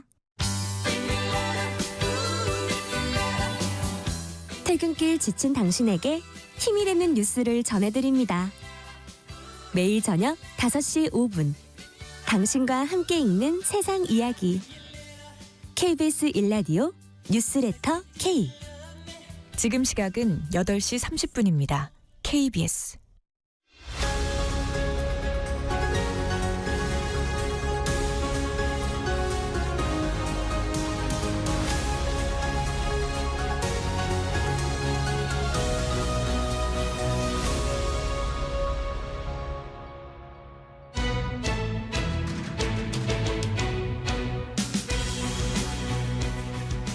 사건 속 숨은 궁금증을 풀어보는 시간, 사건 Y입니다. 오늘의 사건 스토리텔러 손정혜 변호사 나와 있습니다. 안녕하세요. 안녕하세요. 손정혜입니다. 네. 오늘은 학부모들의 분노를 샀던 숙명여고 교무부장 답안지 유출 사건 알아봅니다. 고교 시절 교무부장이었던 아버지가 유출한 답안지로 시험을 치른 쌍둥이 자매에게 징역형의 집행유예가 확정이 됐어요. 재판에 넘겨진 지 5년 반 만인데 왜 이렇게 오래 걸린 건가요? 네, 그만큼 다툴 부분이 있었던 사건이었기 때문에 즉 네. 피고인 측에서 무죄 주장을 굉장히 강력하게 했던 사건이라서 사건은 1, 2, 3심 대법원까지 갔던 사건이고요. 그만큼 그 방어권을 보장하느냐가 좀 오래 걸린 측면이 있었고 특히 이 사건 관련해서 미성년자에 대한 부분에 대한 기소가 이루어졌고 연계돼서 이제 퇴학 처분이라는 굉장히 중대한 결과가 났기 때문에 법원에서도 좀 신중하게 판단을 했던 것 같습니다. 네, 대법원까지 시간이 걸린 셈인데 말씀해 주신 대로 재판부는 쌍둥이와 검찰의 상고를 모두 기각하면서 원심 판결을 확정했습니다. 쟁점은 어떤 부분이었나요? 네, 결국은 업무 방해죄, 부정한 방법으로 이제 학교 시험과 관련한 공정한 어떤 입시 관련 기말고사 업무를 방해했다라는 혐의입니다. 네. 결국 중요한 거는 쌍둥이가 교무부장인 아버지가 시험지를 유출한 부분을 확인하고 유출된 대로 이제 시험지를 작성했는가가 굉장히 중요한 부분이었고요. 여러 가지 이제 증거들이 제시가 됐었습니다. 전문가도 나오고 교사들도 증인으로 나오고 네. 관련한 휴대전화 포렌식도 있었고 휴대전화와 관련한 증거 능력 다툼도 있었고요. 굉장히 여러 가지 증거들을 종합해 본 결과 쌍둥이가 정상적인 방법으로 공부해서 이렇게 전교 1등이라는 급상승한 성적을 받기 어렵다는 점, 이것이 이제 쟁점이 됐었고요. 물론 이제 쌍둥이들에게 유리한 진술도 나왔습니다. 네. 공부를 열심히 하면 이렇게 석차가 급상승하는 일도 개연성이 있었다라는 여러 가지 주장도 나왔지만 결국은 결정적인 유죄를 뒷받침할 만한 증거들이 제시되면서 피고인 측의 진술과 변론은 신빙성을 잃게 됐고 네. 그 결과 아버지가 몰래 야근을 하면서 취득한 시험지와 답으로 이 쌍둥이에게 건네줬고 네. 이 쌍둥이가 그걸 보고 이제 시험에 임했기 때문에 부정한 전교 1등이라는 성적이 나왔다라는 게 법원의 최종적인 판단이었습니다. 네. 좀 시차가 있다 보니까 당시 자세한 상황이 좀 궁금한데 이 자매가 숙명여고 1학년이던 2017년 1학기 기말고사부터 이듬해 기말고사까지 5차례에 걸쳐 답안을 보고 시험을 치렀고 이 기간 성적이 크게 올랐다는 것인데 아버지가 어떤 식으로 개입을 한 것이었죠? 네, 당시 쌍둥이들은 1년 전 성적이 전교 121등, 전교 59등이었습니다. 네. 그러다가 이제 전교 1등을 차지하다 보니까 지난해, 그러니까 그 해부터 이제 대치동이라든가 학원가나 이 여고에서 굉장히 소문이 좋지 않고 문제를 제기하는 학부모들과 학생들이 발생을 했었던 상황이었고요. 네. 이에 따라서 교육청 감사와 경찰 수사가 이어진 상황이었습니다.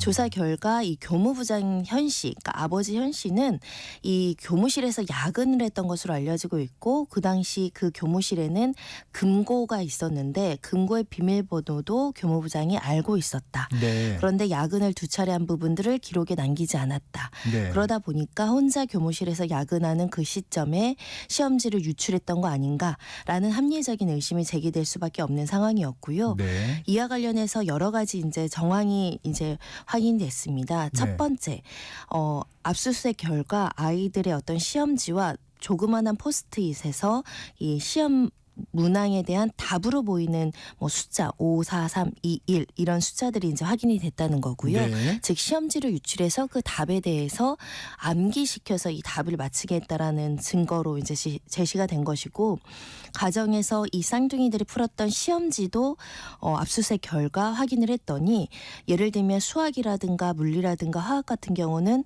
풀이를 해야 답을 유출할 수 있지 않겠습니까? 그렇죠. 그런데 풀이 과정이 충분하지 않거나 아예 풀이 과정이 생략된 문제가 있었다는 겁니다. 예. 이 부분은 쌍둥이 층에서 공부를 열심히 해서 암기해서 풀었다라고 하지만, 이 당시에 이제 많은 전문가들, 교사들, 심지어 막내 검사가 나와서 문제를 푸는 여러 가지 이제 상황들을 재현을 했는데, 암기로는 풀기 어려운 문제까지 답을 맞췄다라는 부분에서는 이것은 외워서 쓴 거지 풀어서 쓴 게 아니라는 부분에 대한 확인이 된 것이고요. 나아가서 결정적 사건이 있었습니다. 그 당시 화학 선생님께서 네. 일부러 오답을 냈고 그 오답을 정정하기 전에 제시를 했는데, 전교생에서 유일하게 쌍둥이 한 명만 이 오답을 기재를 한 겁니다. 그중에 가장 쉬운 문제, 전교 1등을 하는 학생이 틀려서는 안 되는 쉬운 문제의 오답, 그것도 정정전 오답을 낸 게 전교생 한 명이라는 점에 있어서는 답을 유출하는 문제를 실제 푼 게 아니라 정정하기 전에 답을 외웠기 때문에 이 함정에 빠졌고, 이 함정의 결과 결국은 외워서 푼 것이다라는 것이 확인이 됐던 사건입니다. 그때 화학 시험에 그런 상황이 없었으면 이 쟁점에 대한 공방이 굉장히 길어졌을 수도 있겠네요. 물론 이것 때문에 유죄가 인정이 된 것은 아니고 또 다수의 증거들이 있었습니다. 네. 휴대전화에서도 이제 정답으로 보이는 특정 영어 문장이 나온다거나, 이런 영어 문장을 또 일부 어디 이제 검색을 하는 과정에서 유죄의 어떤 심증을 가질 만한 어떤 상황들이 발생을 했다라는 부분들도 있었고요. 특히 이제 시험지 문제에 대한 메모지 같은 부분에 대해서 쌍둥이가 제대로 이제 설명하지 못한 부분이 있었기 때문에 결국은 교무부장 아버지도 유죄, 그리고 딸들도 유죄가 됐는데, 사실 우리 사건에서는 보통 이런 입시비리 사건은 부모를 처벌하고 미성년자 아이들 같은 경우는 좀 선처해주는 경향이 있었습니다. 특히 이제 형사처벌보다는 소년보호 사건으로 이제 송치하는 것이 일반적이었는데, 이 사건은 결국은 쌍둥이들도 아버지가 유죄가 선고되고 구속됐음에도 불구하고 끝까지 자백하지 않고 억울함을 호소하면서 어떻게 보면 기자분들에게도 사실은 조금 해서는 안 되는 행동까지 하는 여러 가지 정황들이 발생을 해서, 사실은 업무방해죄를 처음에는 소년보호 사건으로 가정법원으로 넘겼다가 다시 검찰로 기소하는 이런 일련의 과정들을 거쳤거든요. 네. 결국은 반성하지 않고 합리적으로 설명하지 않으면서도 무죄만을 주장했기 때문에 아버지도 쌍둥이들도 모두 유죄의 판단이 나온 상황입니다. 네.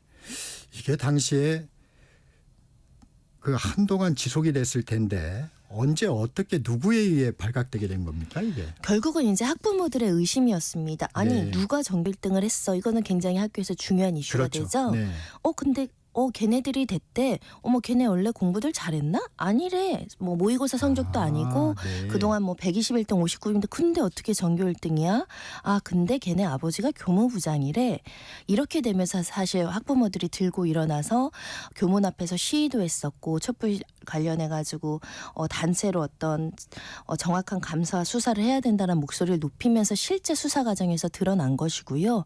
학교 측의 초반의 대응도 그냥 내신의 그 강한 아이들이에요. 이렇게 아이들을 이제 보호하는 어떤 옹호적인 태도를 보이다 보니 부모들은 믿지 못하고 학생들도 뭐 흉흉한 소문이 너무 많은데 이 학교 측에서 제대로 대처하지 못하다 보니 결국 공권력의 수사가 진행될 수밖에 없었고, 사실은 과거에도 이런 입시비리 사건이 있었기 때문에 결국 판도라의 상자를 열어보니 쌍둥이를 위한 잘못된 부정으로 교무부장이라는 직책에서 시험지를 볼 수 있는 지위를 이용해서 이렇게 쌍둥이 각각에게 시험지를 유출했다. 이렇게 이제 사안이 확인이 된 거고요. 네. 이 사건에서 무죄를 다투는 내용 중에 일부 무죄가 선고된 게 있습니다. 네. 과연 쌍둥이 둘은 이 사실을 모두 알고 있었느냐? 쌍둥이 둘도 서로 그러니까 예를 들면 언니 동생 있잖아요. 네. 언니도 부정행위를 했느냐, 동생도 부정행위를 했느냐, 합심해서 했느냐, 이 부분은 무죄가 나왔습니다. 그러니까 각각 공모는 쌍둥이 언니와 아빠, 쌍둥이 동생과 아빠가 각각 모의를 했을 뿐 쌍둥이 사이에서는 이런 모의가 없었다. 그러니까 공모하지 않았다는 게 법원의 판단이었고요. 과연 그럼 엄마는 몰랐느냐? 엄마는 또 기소되지 않고 무죄였습니다. 그러니까 그 처벌받지 않았습니다. 네. 그래서 결국은 이 가족 내 구성원 사이에서도 각각 모의, 각각 공모했다라는 점을 법원에서 확인시켜준 사건이었고요. 이 사건이 이렇게 오래 걸렸습니다. 한 6, 7년 이상 경과돼서 이렇게 네. 유죄가 확정될 정도로 사실 입시비는 이만큼 만연해 있을 수도 있지만 또 적발해서 처벌하기도 굉장히 어렵다. 이 사건은 사회적 관심이 지대했고 또 부모들의 어떤 노력도 있었기 때문에 주목돼서 이제 이렇게 이제 유죄까지 확인이 됐지만 과거에는 그냥 부모가 좀 직에서 이제 퇴직하고 사표를 쓰고 나간다거나 그렇죠. 아이들을 이제 자퇴하는 걸로 끝났는데 이 사건은 자퇴도 받아주지 않았습니다. 그런 만큼 우리 사회에서는 굉장히 중요한 사건으로 해석이 됐고 또 어떤 경각심도 주는 사건이었습니다. 네. 과정도 한번 보죠. 그 2심 법원은 다소 감형된 징역 1년에 집행유예 3년을 선고했어요. 어떤 배경입니까? 네, 2심에서도 검찰은 1심 때와 마찬가지로 아버지 현 씨에게는 징역 7년형을 구형했습니다. 업무방해죄의 거의 최고형에 가까운 구형을 했었는데요. 하지만 선고할 때 항소심 재판부는 다소 이제 1심보다는 감형해서 징역 3년을 선고했는데요. 이 이유는 이렇게 설실했습니다.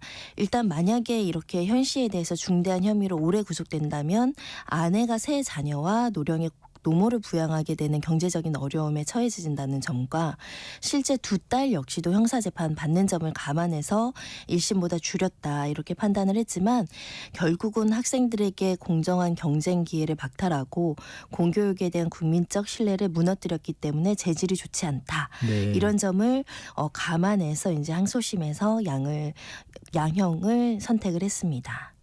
이게 좀 상식적이지 않은 게요.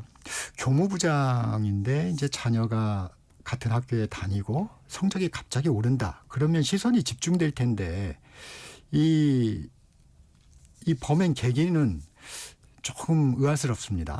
네, 어떻게 보면 너무 대범하다. 이게 안 걸릴 거라고 생각했나? 라고 그러니까요. 생각할 수도 있지만 네. 또 이 사건이 언론에 집중되면서 과거에도 교무부장 같은 사람들의 자녀가 굉장히 좋은 성적으로 명문대를 갔다. 이것도 의심된다. 이런 진술도 네. 나왔습니다. 네. 이 만연하게 너무나 도덕적 해이로 이런 일을 일삼아왔던 거 아닐까. 적발되지 않을 것이라고 생각했던가라는 의문을 제기할 여지가 있는 것이고요. 특히 내부의 어떤 이런 내신 관리와 관련해선 철저하게 학교장의 재량이잖아요. 네. 이런 문제가 불거지지 않으면 보통은 누군가 문제 제기하더라도 학교 측의 재량으로 넘어갈 수 있기 때문에 이렇게 대범한 범행이 가능하지 않았을까라는 생각도 드는 것이고 이 문제 때문에 거론된 게 상피제였습니다. 네. 아니 어떻게 같은 학교에 부모와 자녀를 같이 하게 하느냐.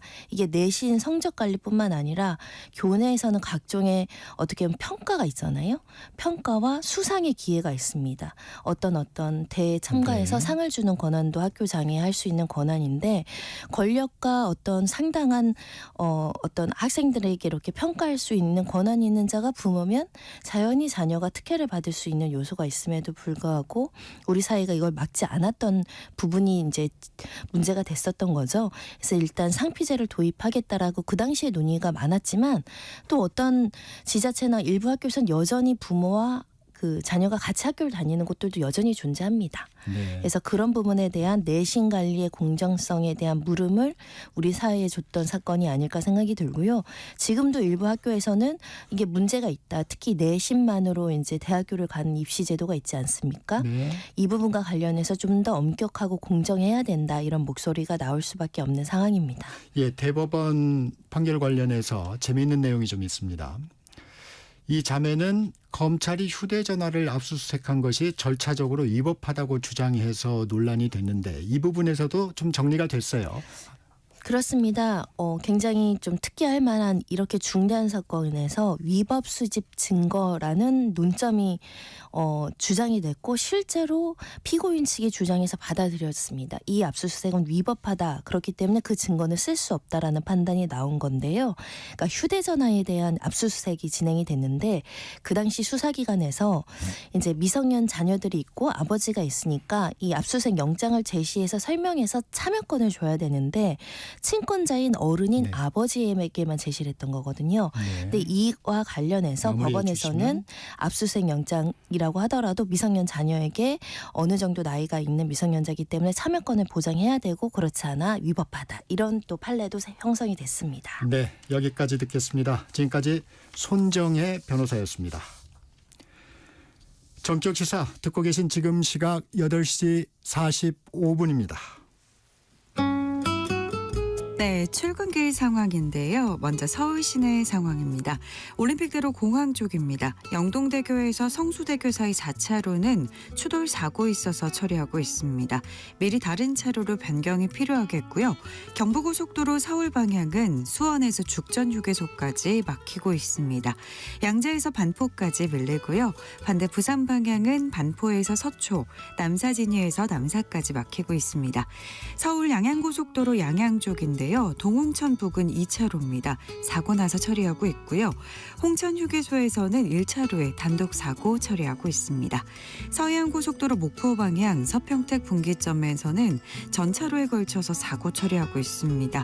당진 부근도 역시 전차로 걸쳐서 승용차와 화물차 사고 처리하고 있고요.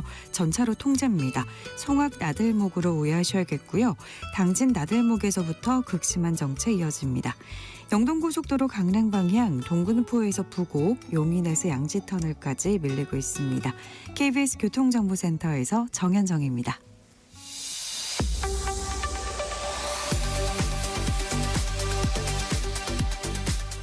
뉴스 키워드 국민일보 김윤아 기자 나와 있습니다. 안녕하세요. 네, 안녕하세요. 우리나라가 국민 20%가 노인인 초고령 사회에 진입했습니다. 예상보다 빨랐어요. 네, 통계청이 지난해 9월에 예상을 했을 때만 해도 한 내년쯤에 초고령 사회에 진입할 거다 이렇게 봤었거든요. 그런데 더 빨리 진입을 하게 됐습니다.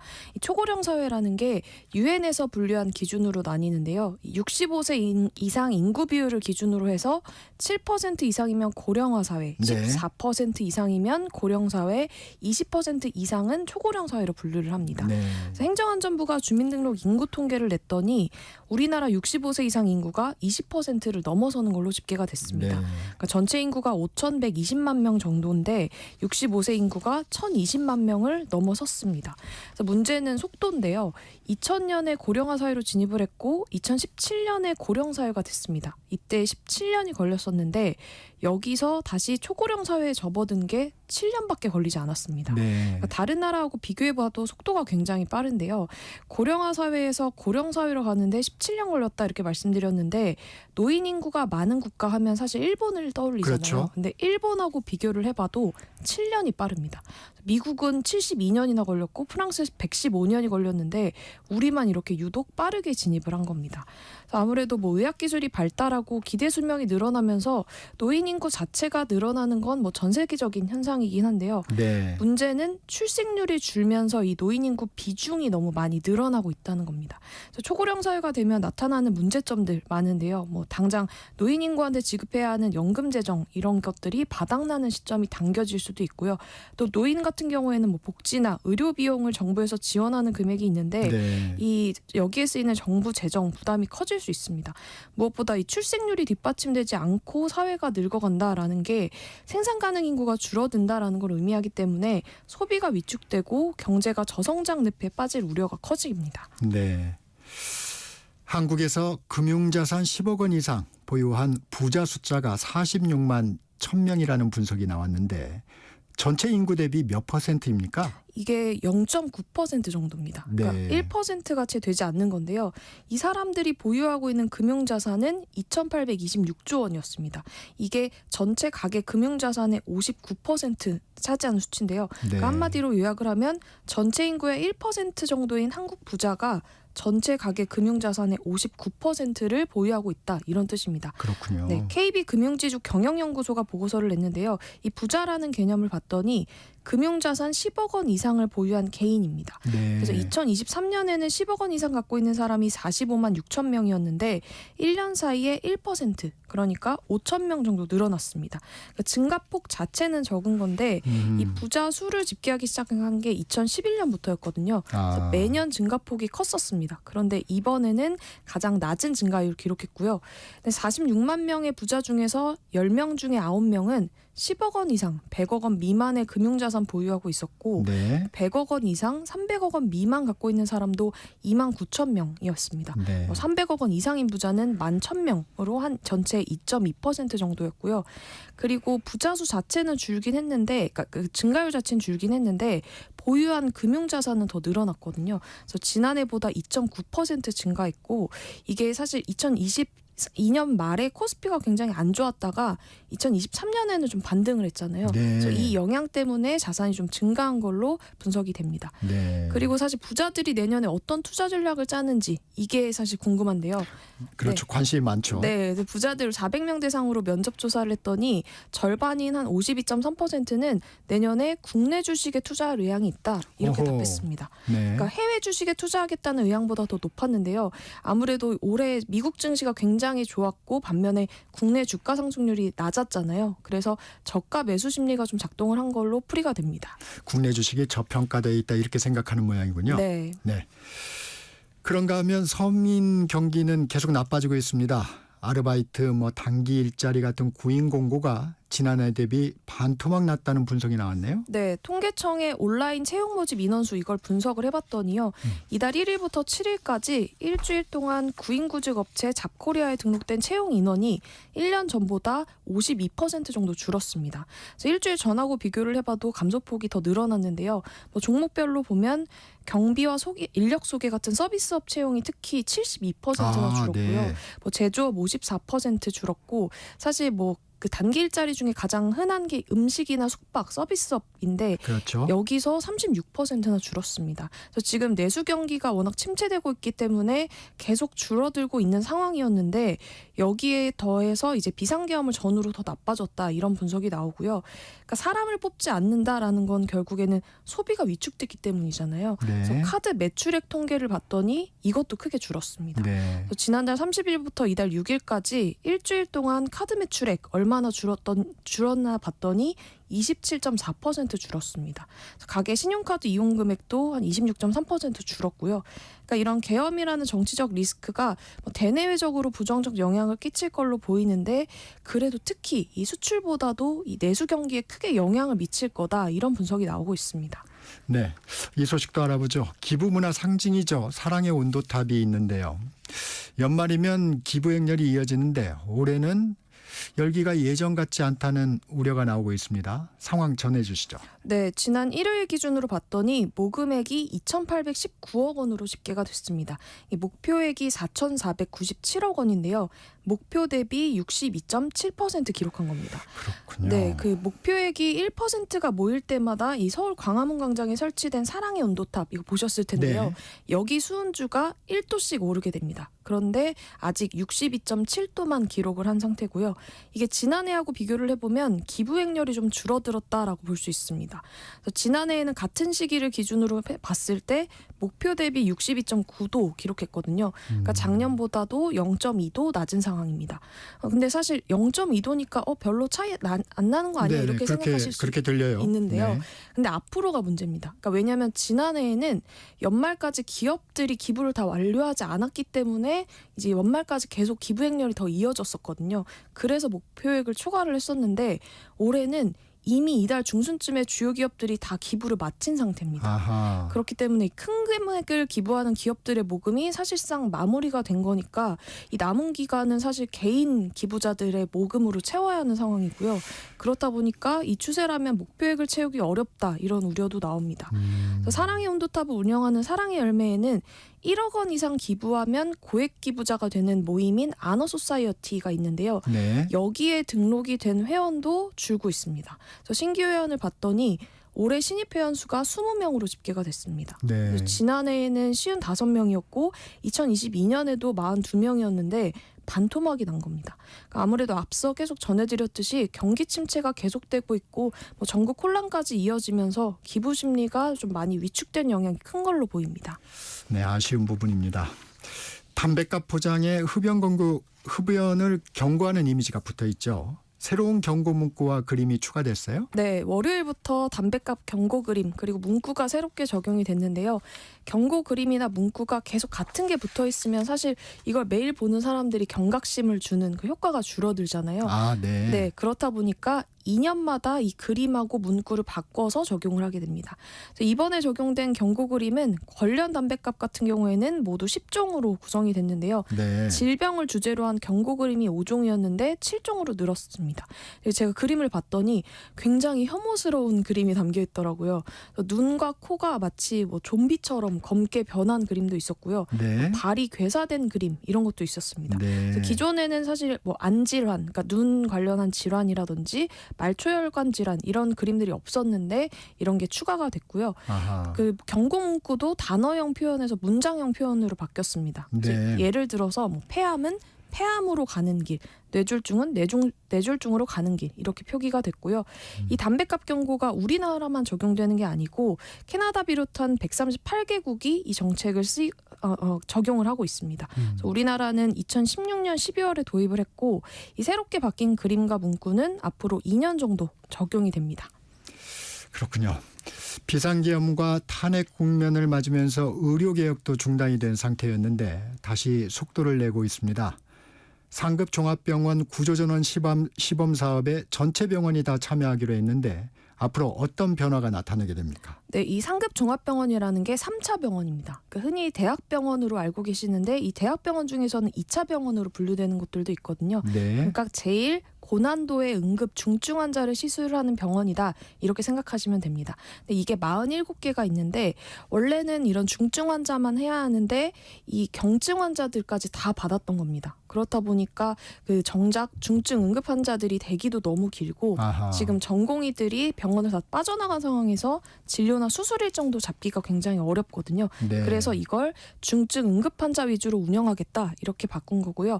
그래서 당장 병상이 줄어들게 됩니다. 그러니까 경증 환자까지 다 받았던 병상이 필요 없어지게 되니까 네, 줄이게 된다라고 말씀드릴 수 있을 것 같습니다. 네, 지금까지 뉴스 키워드 국민일보 김유나 기자와 함께했습니다. 감사합니다. 감사합니다. 12월 27일 금요일 정격시사 오늘은 여기까지입니다. 기온이 뚝 떨어졌습니다. 추위 대비 단단히 하시기 바랍니다. 지금까지 진행의 정창준이었고요. 다음 주 월요일 아침 7시 20분에 다시 돌아오겠습니다. 여러분 감사합니다.